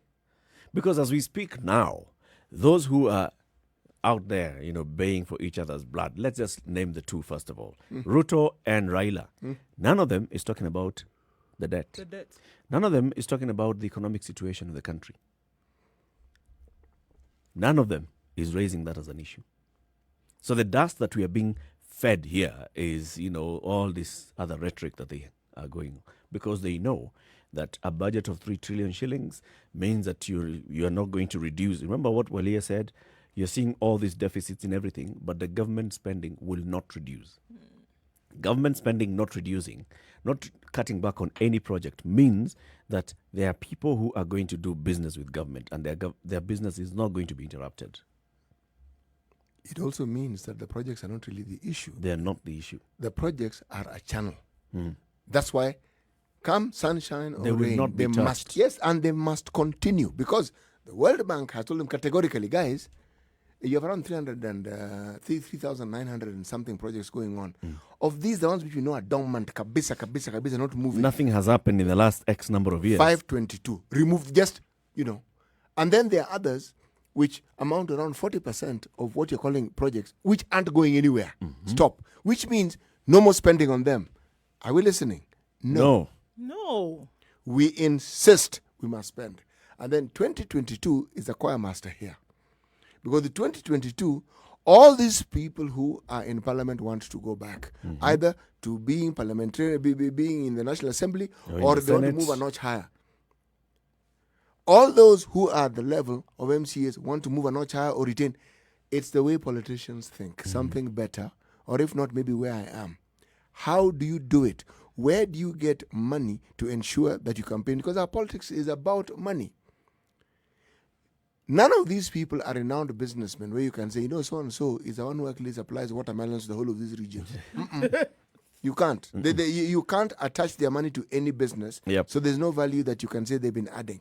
And yet they have money and they want to accumulate to spend it. So where do? You get it from state coffers, from county coffers. That's where you get it from. From this budget. From this budget. That's where you build this arsenal of funds that you will require for the election. So everything else is smoke. Borrow 1 trillion shillings so that we can finance the election. So that we can see what to do with it and how much everybody can get. So, at the end of the day, anytime there appears to be some issue, I don't look far. It's about money. I just need to understand what aspect of money it's about. I'm not going to tax my brain thinking about all about the money. Looking at some heavy duty academic logic behind it. Our politics in this country, Pesa. money. Pesa. Money. So right now, with this whole talk of 2022 BBI going around the country, forgetting about COVID-19 and the COVID-19 protocols and addressing the people and in all the political rallies, it's all about seeing how much you can acquire. Yes. And it's about you. It's about the person. It's not about the country. It's using the It's people and not telling them, about the it's about people as Wanjiko, it's development. about the hustler, it's about Absolutely. The people are the sacrificial lamb to get you to where you want to go as an individual. Period. They'll come and talk about you and they want to improve levels of etc. of this, that, and the other thing. They want to come and talk about how they want to fight on the side of development. So that in a moment you're in a trance where you think, actually, yes, this individual is actually here for the good or the better good of this country. And then now you give your vote as the proverbial red stew that Jacob gave to win over Esau, right? That's what you do. And then once you realize what's going on, you've already been stripped. It's done. It's finished. Because they also blind you at that point and they don't want you to realize where the power actually lies. Because then you could come to the realization, just like what Professor said, is that, you know what, it would be great if you could bring down expenditure. Lo and behold, a smaller vehicle can actually get you from point A to point B. It is actually possible that you don't have to use such a huge amount on fuel every week. It's possible. But how scary would it be for a politician if the people in the country came to the realization that, you know what, we could make a little bit of noise, we could clamor a little bit more to realize that we could actually bring down expenditure and you don't have to use so much money on individuals that could actually be going towards the betterment of the country. It's a mystery, isn't it? But it could actually work. I've never visited the country of Japan, but those who have told me something very interesting. I mean, I was told many things, but the thing that I found particularly interesting, when you look at these huge, massive guzzlers that they manufacture, They don't use them. They don't have them. They're very few. Exactly. They export them. They export them. They don't They use export them. What they have are these matchbox type cars, okay? These teeny little things, you look at it and you wonder, can you fit in? And actually, surprisingly, you do fit in. And it takes you from point A to point B. Voila. Nicely. Even a bigger mystery. You're just sniffing at fuel. Well, and their public transport system works. Yes, and then they've now brought in these lovely electrical cars where you just charge it. Then you charge your phone. Like a phone. Yes. Can you imagine? And it still takes you from point A to point B. Yes, which your phone can't do. And even if you're a government official, you can enter this car and you get from where you are to get you where you're going, and you won't die. You know, there's an element that has been introduced into our politics here, and this is something that has been discussed at great length by thinkers and people who like commenting on everyday life. The person I'm referring to is a gentleman by the name of Thomas Friedman. Thomas Friedman is a columnist, a prolific columnist, has won Pulitzer Prize 3 times. He's somebody who talks a great deal, and there's something he talks about. It's called the politics of dignity, and with it, the converse side of it, the politics of humility. And then he introduces the politics of humiliation. Why am I bringing humility and humiliation? You see, if you listen to the rhetoric that many of our Kenyans have, if you listen to the Jubilee side that have been telling us for the longest time they've been picked on and they've been marginalized, you can see here both are at play. They feel they're being humiliated. And if you look at what they're being humiliated about, they held positions which apparently the party gave them. Some of them were in parastatals, which they would never have gotten if it wasn't for the patronage of individuals within the party. They now don't have them. But the narrative that is being spun is not matters that arose within those institutions that probably brought about the removal. No. It's now a communal community humiliation. And with humiliation comes the eroding of the community dignity. And the dignity is embodied by these individuals because as the son or the daughter of the community, if you're in a certain position, that also bestows upon that community dignity. Unfortunately, it's how we see it. Do you know that our son is in such and such and such a place? Of course. Let alone you don't know that person, you'll never meet them, they're being never there, go to is of that no place. consequence to you. It's not like the rain that rains on anybody, it's just him and his chosen family. Yes, exactly. But this is something that is sold to us. This is the smoke I'm talking about. It's there every single time. And we not are buying into it, we bought it.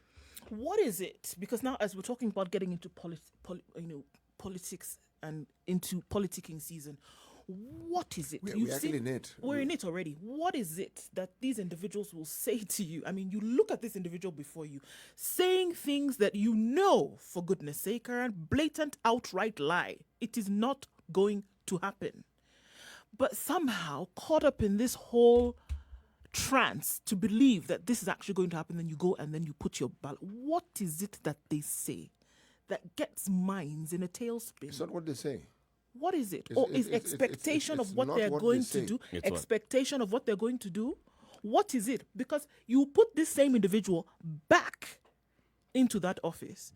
They had 4 years, 5 years, and they didn't do anything for you that you can actually take home. But then they'll come and say something to you again, like now in this season which we're in right now. Look at the individuals who are holding rallies. Right now, they're not Listen to the promising things anything. that they're saying. No, Not no, yet. no, no. But listen to the things that they're saying already and what they say they want to do and where they want to take the country. They're not promising anything. It's but about they're the talking future about of this exactly country. where this All country right? is going to leap to. It's about the in future. As Raila is talking about BBI, it's about the What future of is the it country. that is As different Ruto is from what talking has against happened in BBI, the it's about the past? future. What is it that has happened that is going to be different from what has happened in the past that puts the wool over the eyes of Kenyans at this point to say, okay, it's possible that we could get into a new, totally different political dispensation. Things could actually change in 2022. You know, it may appear like it's the same thing, and at some level they all converge to be, but it's different. Let me give an example of what I mean. Communities that have had their sons become president look forward to a day when those glorious days when their son was president comes back again. They wait for it. Then there are those whose sons have clamored and tried to get that seat and have waited and have never got it. They hope to see the day when their son, there's no daughter here, when their son yes. will actually get there. Now, why is this such an issue? Because there's a direct, we never moved from this thinking from independence. We haven't moved, not really. There is the understanding that when your son is in that lovely position, then it means all these things that hitherto, and this one now is you get individual. You just think of the things you should have done, you should get, and you should want. When that person is there, you will get them. They'll come down. It'll be trickle-down Yes. effect and you But will be the the beneficiary. reality of this is actually beginning to dawn on us with this particular presidency, because there are many things people probably anticipated. They would see, they have seen the complete opposite. And they realize your brother or your son being there Doesn't really. No, it doesn't. Doesn't actually- guarantee you no, anything. It doesn't translate into what you are thinking. But you see, that realization is only happening to those that expected to get directly. The rest of the country, as far as they are concerned, those guys are getting. My friend, And they still now will clamor and push so that mashamba tutapata. do you know how true that statement is, Eric? It is not true. It is a truism, because as far as the rest of the country are concerned, because the son is in power, everyone who comes from that community is Yep. getting. Yes. And believe me, not the vast majority, the infinitely vast majority are as poor as they were before. Nothing has changed. They are exactly where they were. Others have actually even lost their incomes because Yes. of the prevailing economic situations. Which have been brought Or about by by the the prevailing political governance situations. system. Yes. 17 minutes after 9. Let's take a break and look at the weather and then open up the phone line. 0719 012 600. Political silly season. Is it too early to start politicking? Good morning.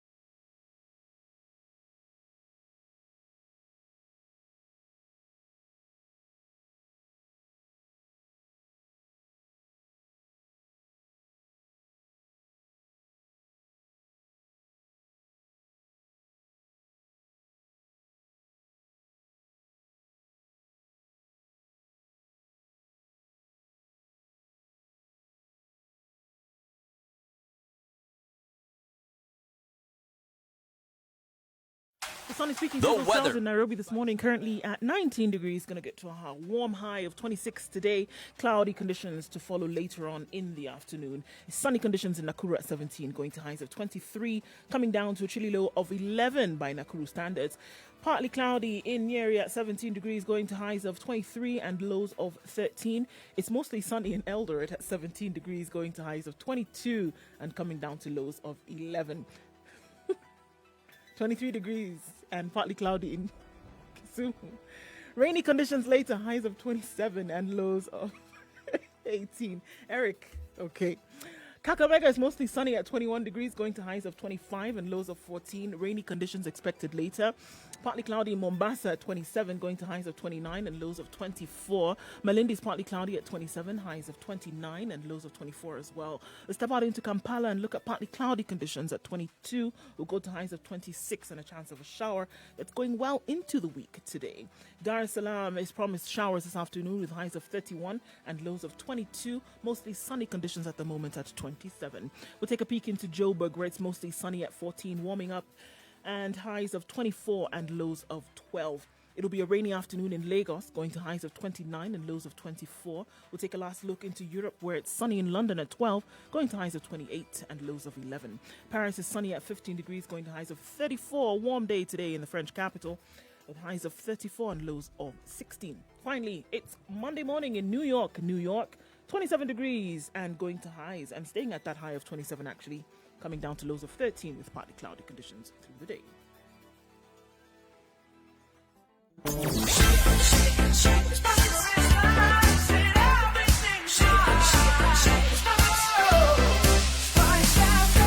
Spice up your life.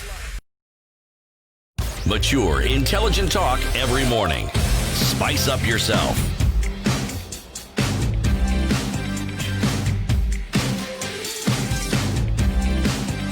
Mornings done right. 94.4 Spice FM, Nairobi. 1 minute after 9. The issue is about politics. So we've seen it started, it started just subtly having meetings. The deputy president hosting people at his residence in Karen. The former prime minister hosting people at home or attending. Francis Atoli hosting people. Over Easter and other meetings taking place. And then they never stop, Eric. And then they just started moving out and now being, he was passing by and then there were very many people on the road. So he had to stop talk to these people. and talk to the people. Next. He was passing by. Who now? Next, Everybody's passing by, don't the worry. deputy president has gone to his ranch. To somebody in a restaurant. Gone to his ranch in Taita Taveta. Just passing by. Just passing by. Then people come to visit him. Then he's like, okay, Now that now that you guys are here, let's talk. Then I'll come next week. Then he goes back to the area. Then he goes back to his farm.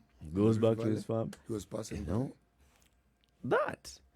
And then now we see, it's become full throttle. The former prime minister, the leader of ODM, was in the coast soon after the deputy president had done a tour of the coast. Deputy president was in Kisii. Raila Odinga is planning to go to Kisii. And it's picking up speed. And then we're seeing the political rhetoric that's coming from those who are said to be supporters of the deputy president and what they're saying. And then those who are supporters of Raila Odinga and what they're saying. Then we're also seeing this happening. So there's a lot of, back and forth. So basically we're just going into politics. But amidst all this, even as people have these political maneuvers and thinking and planning, there's the hope that there is a long-term plan and there is an even greater hope that it will work. Because with all this planning, the complete opposite of what you anticipate may happen. This is politics after all. And usually people plan with themselves in mind. If this happens, I will get this. If this happens, I will get this. People have changed constitutions with themselves in mind, not bearing in mind that perhaps you may change that constitution and somebody else gets that job. And it wasn't intended for them. It was yours. It was intended for you. Yes. So even as we consider some of the politicking that we see, there's yet a new generation that we need to consider. Every 5 years, there's a whole batch, it's not bunch, a batch of young people who enter that voting arena. Many of them, independence is a story that you might as well put alongside Spider-Man.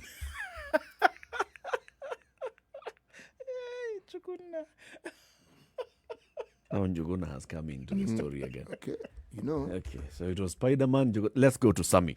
Sami is actually speaking to us from Magarini in Malindi. Sami, good morning. Yes, good morning, guys. Good morning. How are you, Sami? I'm fine, thanks. Good to hear from you.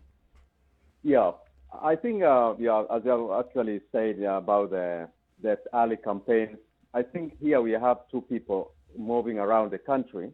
One is actually trying to oppose what the other is doing, because we know the deputy is not doing campaign, but rather he's just launching and maybe meeting people at least to give them some goodies. So I think here we are. That's not campaigning. That's campaigning, Sammy. No, that's not campaigning. What is it, What's the Sammy? difference between that and campaigning the way it's done in Kenya? In fact, he's the one he's in the government, so he's going around giving out, because I don't think what he's doing is doing it out of his own money, his pocket, from his pocket, but he's doing on the behalf of the presidency office. Because there was a time we had the president saying that this guy will tanga, and wherever he's tangering, you should tell him what you need. So I think but the other guy is trying to oppose and claiming that where does this man get money? He's dishing out each and every day. That's the question. But I think it's not campaign. He's the one Raila is the one who's campaigning, but Ruto is not campaigning. He's actually executing his duty as the deputy vice president of this country. Sammy, is there any politician who doesn't actually campaign and call it something else? I think there are few. There are even the MCS right now who are actually trying to vie for MCS seats and senatorial and whatever. There are some moving around, but they're not campaigning. They are campaigning, but that's why I gave the two comparisons: the deputy president and the former prime minister. Between the two of them, the other one, the lesser one, is campaigning against the Ruto. But Sami, okay. Sami. All right. Sami, the deputy president goes around the country. He's talking about a government as if he's outside that government. Okay, Sami is gone. He's talking as if he's outside the government. He's talking about that government and the people, the system, and the deep state. And he's saying they don't know that we have the people and we have God on our side. That is campaigning. Yes. That, they do not believe that the son of a hustler can rise to become president. That is campaigning. It is campaigning. I think, unfortunately, the general the view might be that unless a politician opens his mouth or her mouth and says, vote for me, that's when it's campaigning. Oh, no. There are very many messages, subtle or otherwise, that come through that are campaigning, whether you like it or not. If a narrative is being planted in your head, like what you've just said, for example, that I may be outside of government, and what they don't understand is that God and the people are on the same side, my friend. That is nothing short of campaigning. The deputy president is just going giving goodies on behalf of the government. That's campaigning. You know something? Good morning. Hello. Hello. Good morning. Hey, this is Lydia. Yes, I had a problem with my phone. And now I bought another new phone, a small button phone. I hate the smartphone. So now I wanted to contribute to say I've always been listening. I even heard you all saying you wondered why Lydia never called. Yes. I heard that. What I wanted to say is the politicians, now we are talking about BBI. Can the radio stations read the BBI for people to help our brains to work properly? Because telling us to come somewhere to listen to BBI is out of people's time. So all the media stations should read BBI, Nguzam, Misiko, whatever, any of them, and even our current constitution, and compare and say our current constitution has already taken care of this. All right. So that people don't get misled. Civic education. And also, yes, civic education, you're right. And also, now about these politicians campaigning, I don't think it's wrong, so long as everybody keeps the peace and talks kindly and, carefully, without causing animosity riots and like that. okay. Thank you very much, Lydia. Yeah, And good so to hear from you. express. Thank you. Thanks, Lydia. Thank you, Spicer, for your good work. We hope Thank this button phone works now better. you. Yeah. Raymond in Langata, good morning. Good morning to you. Good morning. My contribution is I think the president himself started this thing when he started this thing called BBI. Because if for example, if BBI was started by Kenyans, the president said this is a constitutional moment, and if this constitutional moment was started by Kenyans, like the 2020 constitution, then we would not be seeing this by these politicians moving from place to a place. And about the politics, I tend to agree with someone who just called and said that, the Ruto is the deputy president, so he can go everywhere in the country what he wants to deliver to Kenyans. But Raila is not in government, so of course Ruto is the deputy president, so he can do what he wants to do. So Raila is politicking by going. So is Raila bad from going anywhere in the country because he's not the deputy president? He's not bad, but he's politicking. There's a difference between Raila and Ruto. All right. Okay. We lost Raymond again. John, let's try and get, because I think we need to get, maybe we're missing something. Personally, I think I'm missing something. Because I'm hearing, too, because I'm not understanding the difference. I'm hearing that when the deputy president is going around the country, especially after having stayed for about 4 months or so? Without talking to anyone? Without not going anywhere in the country. Now he's going around the country. Yes, he's giving bikes and kisiagis and everything else. He has the right to do this. That's okay. He's dispensing his duties. There's a comment here from Robert who says, speaking of government-funded goodies, like what the callers are saying, do they realize the magnitude of the economic problems that we are in? We have got well over 6.7 trillion shillings in debt, spending over $4 billion just on paying interest, and they think that Ruto and company have a magical pot to raise this money out of?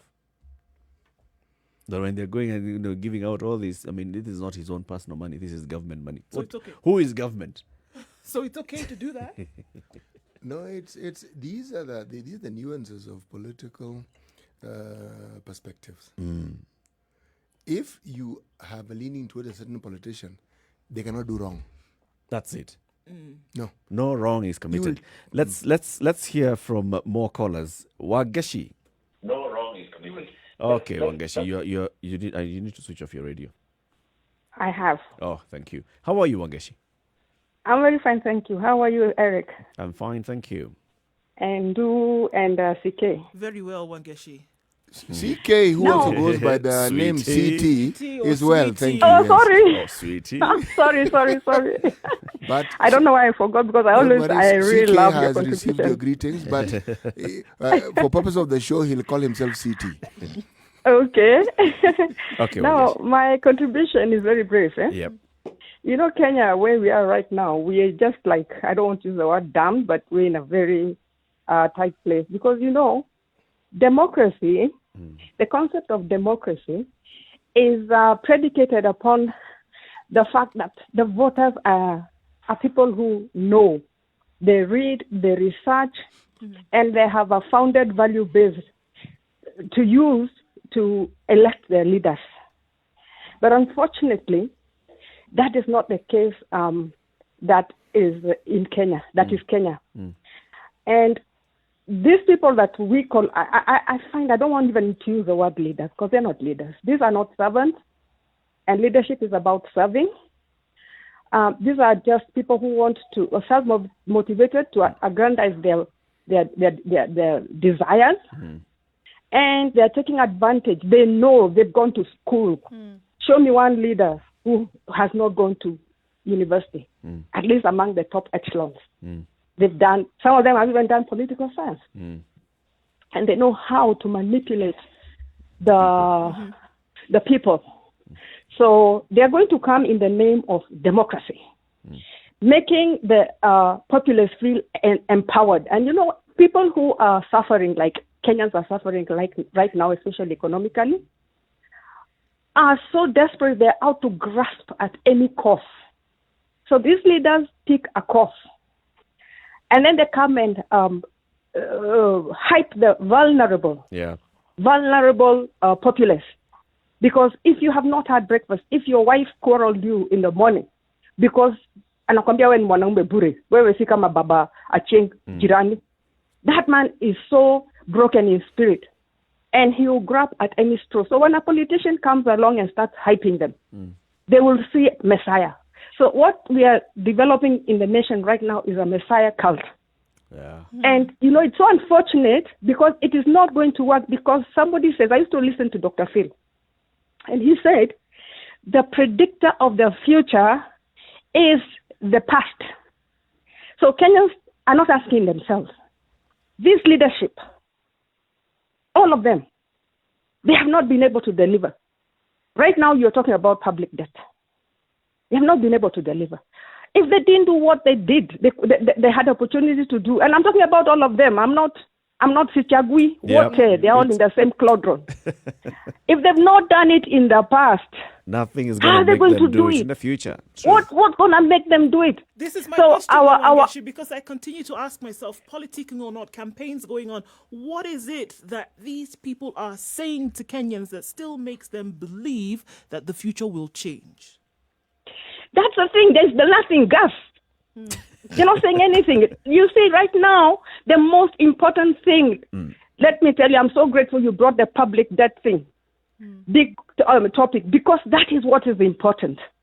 And none of them is talking about that. Why are they not talking about that? Because they are the ones who put us in that public, problem in the first place. Yep. So if they talk about that to the populace, they are going to expose themselves. Owning up to their own mistakes. They will be owning up, and that is not going to help them in any way. Thank you, Wangeshi. Thank you very much for your contribution this morning. Okay, karibu. Let's hear from Irongo Amos in Kisii. Mwalimu, good morning. Good morning, Eric. How are you?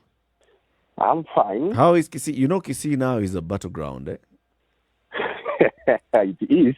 Ruto exit stage left. Enter Raila. Map point, South Nyanza. Ruto gathers crowds without masks. Raila comes to do the same. We are just watching. Anyway, my contribution is that let me borrow from City. City likes talking about for the longest time. Now, for the longest time, politicians in Kenya have learned to mobilize emotions from citizens, and particularly from communities.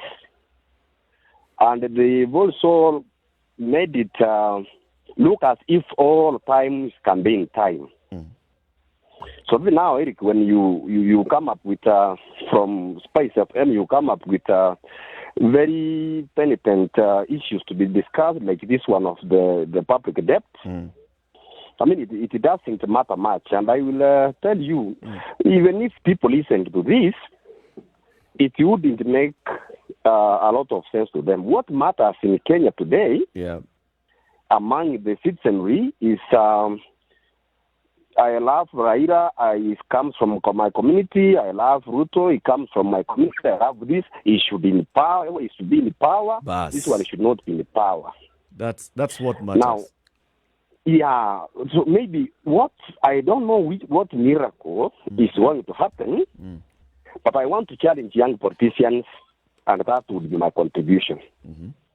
There is this thing that people are calling the second liberation, that is after independence. Then came the rights of James Orengo, the late George Anyona Moseti, kina huyu jamaa walikuanga na rasta then, Raila Odinga and so on, Koigwa Wamwere. These people really suffered, and at least we got some political space. And by the time Kibaki was coming to power, that government seemed to have done a few things, especially performed well economically. Now, I'm challenging these young politicians. If they would, Akina Oscar Sudi, Akina somebody called Silvano Sosoro, South Mugang constituency, right, to stop dancing to the tune of these enemies. Let them come back, Akina Sakaja, and say, let us liberate our nation from public debt and from bad governance and from bad politics, so that we can form something that I saw Akina Orengo and the late Enoch Nyankea Magara having, something which was called Muungano wa Mageuzi, so that we can liberate our country. Otherwise, we shall be talking, our campaigns will always be there, BBI will come and pass, and we shall be back to the same roots. Thank you very much. That's my contribution. Thank you very much, Mwalimu Irongo, and have a good day. Thank you. Have a good day too. I'm up to be back. I've been sick, but I'm all right. We are very glad to hear you're better. Thank you. Thank you. 0719-012-600. Is it too early for this political campaigning? Is it too early for political campaigns? That's what we'd like to know. Let's take a look at traffic and then come back and continue this conversation. 0719-012-600. Also, you can post your comment on Spice FM KE, Facebook, YouTube, Twitter, or Instagram. Good morning. It's 20 minutes to 10.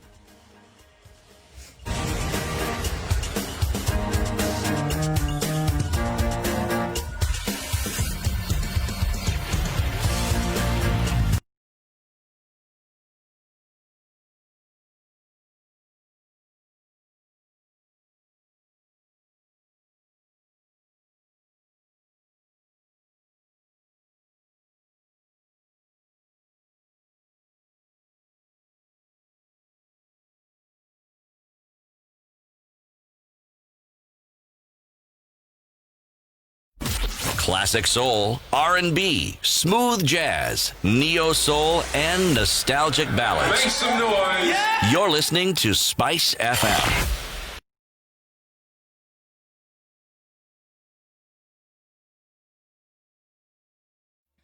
Okay, so it seems that some members of the police service are stopping traffic on Gong Road this morning, and that's affecting the flow of traffic in northerly direction.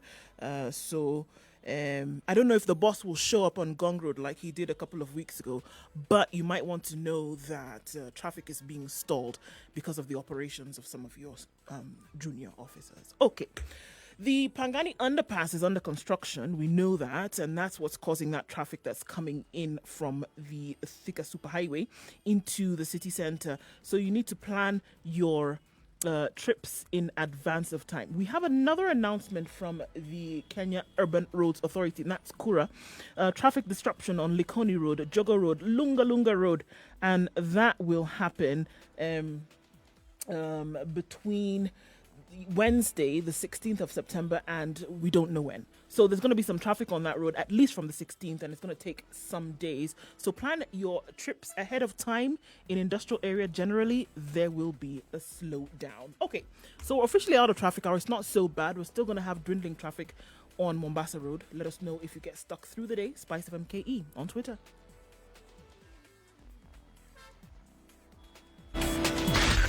Spice FM, Nakuru. Mature, intelligent talk every morning. Spice up yourself.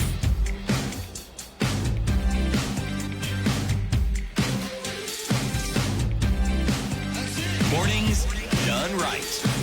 94. Right. So it seems like opinion is divided on whether we're actually politicking or not. Well, it depends on who you are. If you're a certain individual, you're politicking. If you're not, you're just doing your duty as a member of government. Senior government official. You know, what I'm wondering is it even legal to start politicking? Illegal. Legal. Yes. To start politicking at this time? Yes. Is there a time frame? Yes. For specific campaigning, yes. Yes. There's a time in law. Yes, there is. After just like there are amounts that you're allowed to spend. we know how that works. But you see, now they're not campaigning. Now they're just talking about, it's civic education for BBI, or it's civic education for the things that matter for the citizenry. It's just what they're doing. Equals campaign. None of them has said, vote for me. Look, you don't have to say it. You don't have to necessarily of say course, it for somebody to understand but what it is what that is you're campaign? saying. according to the law. Campaign is when you are when you're actively soliciting seeking votes, right? But they're actively seeking They are votes. actively seeking votes, whichever way you choose to look at it. You don't have to come and look. I want CT to take me for lunch. Then I come and I don't say necessarily CT take me for lunch. I say CT, I'm hungry. CT, we've not had lunch for a long time. CT today, CT, I'm thinking you're not really busy around 12:30, are you? Yes. Neither am I. When you're not hungry. Yeah, what's wrong? You're not hungry. When is the last time you had lunch, CT? It cannot be said that she has asked to be bought lunch. That is soliciting. I've not asked you. Her reference has just been food and lunch. Then you would, at some point, you say, okay. So legally, you haven't. I've not asked. Actually, not even legally. Yet you actually haven't asked. You just had a discussion around lunch. Is there a difference between me opening my mouth and saying, CT, take me for lunch, and all the things that I've said? You know, having lunch and politicking are different. It's a principle. Because, yes, the principle is the same, because politicking would be a really long lunch. And there's nothing like a free lunch. Yes, spanning over many, many years. Remember, with the COVID, we have introduced more poverty. We've introduced more unemployment, more needs. So whenever you see a crowd, you know, this is historical. It's from time immemorial. Crowds don't necessarily inform you about what you think they should. And why they come to see you or to listen to you may have nothing to do with what you think. Crowds have their own mind. Beginning from the time of those who subscribe to the Christian faith, there were crowds on the occasion when Jesus entered Jerusalem. There were crowds on the day he was being crucified. Same. If you look at the French philosophers who are involved in their liberation, many of them, in fact, was it Voltaire, I think, who actually said that people were cheering them on. He said, you know, this same crowd, this one here. They will be the ones to come and lynch you. Yes, and cheer when you're being lynched. Yeah. Now, he, I think, understood crowds. If you look at the number of people who are unemployed in this country in the millions, it means if they happen to be in town or near town, every single day they don't really know what they're going to do with themselves. Do you think if there's a political rally or the semblance of one, they will not go? Why not? Right, We don't have okay. anything else to do It's anyway. okay for you to go for that political rally, but then I'd expect that because you don't have a job, because of your economic situation, you'd at least know that this person who's coming to speak to you is part of the problem. And you'd want to let them know. But you don't talk to them. You actually stand there and you cheer. Yes. Tuko na nani? Mungu! Na nani mwingine? Na watu! Actually, that really is the point. Remember, again, in this very show, we've spoken about how we've been conditioned. The conditioning is effective. And it falls in, you know, you don't want to bother Mkubwa. Because Mkubwa knows and understands. He knows your problems. And these are small problems to Mkubwa. Okay? But while he's resolving the bigger problem of employment, who knows? Something might actually fall Who in our knows? hands. After all, they say the dog sits under the table because you cannot get under the table to take the big meat. Yes. But something might Who fall. knows? Something might just fall. float in your Yeah, direction. And anyway, there is evidence in the not too distant past that such things have happened to others who have been in similar positions. Things have floated in the Who have direction. waited patiently at said Today, table. the papers have actually indicated that some MCAs in that same area were confronted by youth. They said, Where? In Kisii. In Kisii. After the meeting. Yes, says you were given money. You Then guys were bring. given something. Bring. Let's hear from John. John, good morning. Good morning. How are you guys? We are fine, thank you, John. How is Henny in Very Nyandarua? fine. Very fine. We are okay in Nyandarua. It's sunny today. No, the same cold, and I'm happy to welcome you back. Umepotea sana. Tumerudi. Okay, yes. So it's not snowing Now- anymore. Okay. Now, going straight to the point is, I want to say that the thing that is taking place now regarding campaigning is just very, very bad. It's a very bad image to our country because what is happening, these people are taking advantage of the poor people to raise their political emotions or temperatures. For instance, I was surprised to hear the DP, saying that mimi nitakaa na hawa watu wa bodaboda, nitakuwa na hawa mama mboga. Why didn't he say mimi nitakuwa na ule lecturer? Nitakuwa na ule banker? You see? After all, we are all Kenyans. Secondly, I don't understand why he should say that he's a hustler who wants to be elected by hustlers. I don't know of a hustler who wants about 3 helicopters. I don't know of a hustler who wants 1 million chickens. I don't know of a hustler who wants 500 cows. You see? He's an example Now- of a successful hustler. And everyone in this country was a hustler one day. Even the very successful one. And we are also aspiring to move from the hustler level to the next level, Yes. in life. Yes. Everyone is doing that, including that Mamboga. So one should not take advantage of my economic situation to elect him or her. In fact, the issues which should be brought on board, and I agree with the lady who was there before, is about the problems facing our country. We have a lot of problems. We have a very high debt, Yep. which is now moving to 7 trillion. We even don't know how this thing is going to be sorted out. And the DP himself is a contributor of that problem. He should be addressing that problem. He should be. Mr. Odinga should also be addressing that problem. He should be telling us we are going to arrest this problem by doing ABCD. Yep.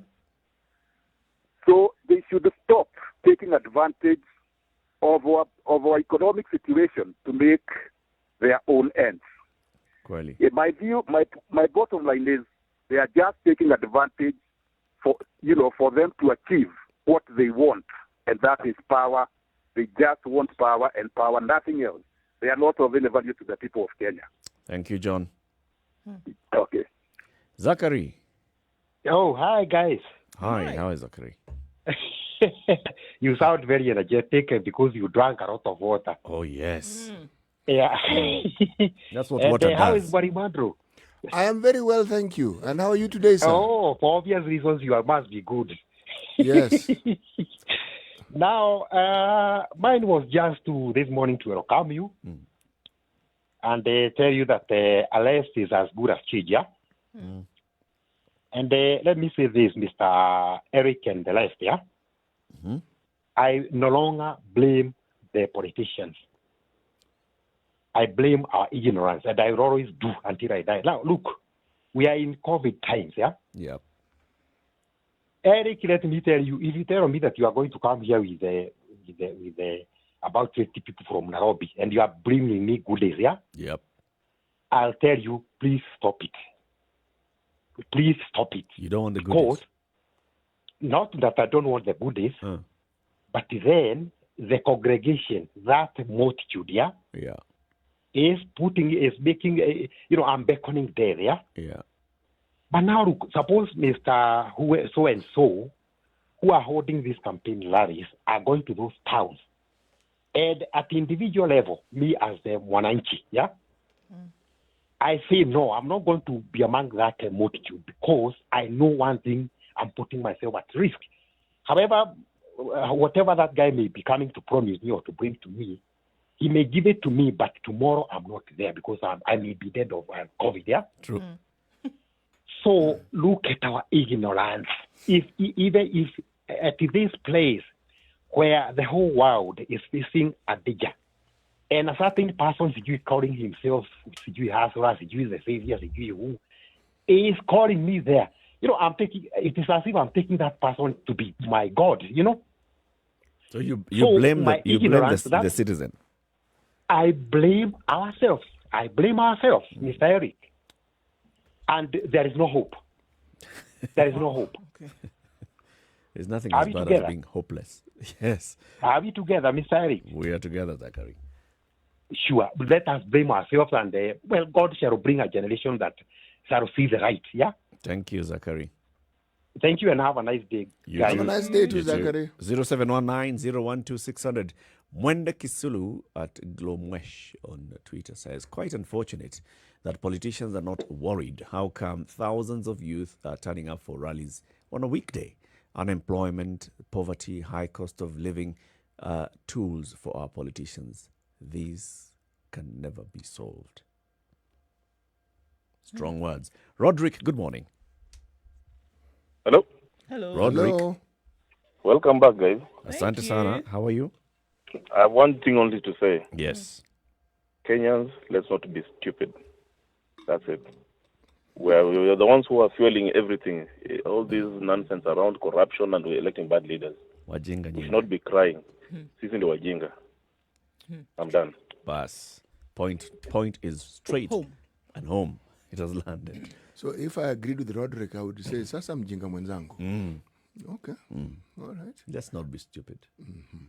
Actually, yes. If you think about all the conversation that we were having in the 8 o'clock hour, it's about debt. So over time, since 2013, 390 billion shillings borrowed. 2020, 2021, 1 trillion shillings. You're watching it. Gonna be Watching it. In addition to what we already owe. Yeah. And this is not a conversation that any of these leaders are actually bringing up. None. David Mwangi in Eldoret. Good morning, David. I'm fine. My name is David Mwangi from Eldoret. My opinion is yes, many people are busy politicians are busy doing campaign. I think this is not the right time because of this corona, I saw Raila, Ruto in a big crowds. I believe this is not right.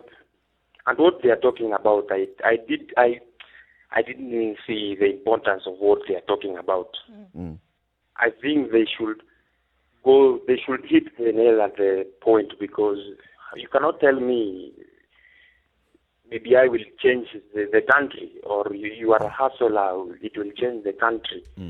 I believe what will change the country is the goodwill.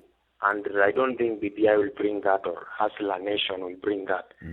Because these are just like political bridges that will make them in power. That's my opinion. I'm David Mwangi from Kamkunji, Eldoret. Thank you very much, David Mwangi. Barewot in Bomet. Habari zenu wakubwa? Salama kabisa mkubwa, habari yako? Ni mzuri kabisa, wacha nichangia hata mimi. Yes. Mimi nataka niwauliza ama niseme hivi, njia ya kupigania kisiasa ama njia ya kufanya siasa hapa Kenya haiko kwa constitution. Yani inafaa itumie formula gani? So, unaona Ruto anapeana wheelbar, anaenda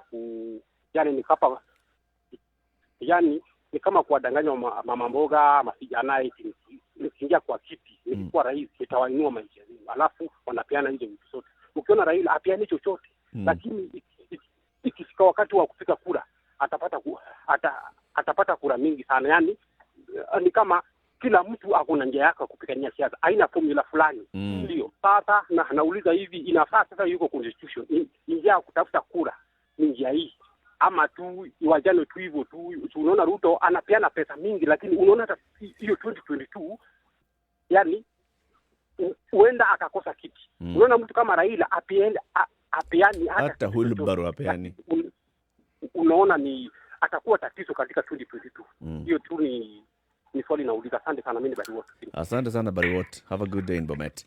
Joel in Kericho, good morning. Salama sana, habari ya asubuhi. Salama kabisa. By the way, sisi wa Kenya tunafurahia sana wanasiasa wakikuja. Unajua kwa nini? Hatuna kazi ya kufanya, so tunaenda kuwasikiza. Sawa WCK ameuliza mbona muulizi wakubwa kikuja hako wenye wanafanya kampeni, mbona hakuna kazi? Nani anatupea microphone? Wao wengine wakifika wao look at the microphone, nani atakupatia? Ulize maswali ni sita, nasema mbona nani atakupea microphone? Like unataka kusema Joel kwa crowd uende kuachukua, sikia, ujaribu kutoka kwa crowd uende kuachukua, unasibebwa juju na polisi kama mwizi wa kibeti kwa soko. My friend, good day. Asante Joel. Wow. Okay, no come back to that. But valid point, wouldn't you say? Very strong. I tell you. Very strong. It's a conversation from one end to the other. It's just from podium to the people. People don't give their feedback. And yet we are calling this a conversation, a political rally where tunaongelesha wananchi na tunasikiliza vile wananchi wanataka. Coming to the end of the show, I think this conversation on politics, we shall continue with it. We have got to start asking the right questions. And this is and what we shall have do to on the continue show. with this discussion on our debt. On our debt. The governance of this country and what the future holds. City, as we conclude, let's cross the river. We haven't crossed it yet, and that's why we can't look at this crocodile of debt and even start discussing its nose, can we? Or the lump on its nose, can we? No. But this is what the proverb says. Only when you have crossed the river can you say the crocodile has a lump on his snout.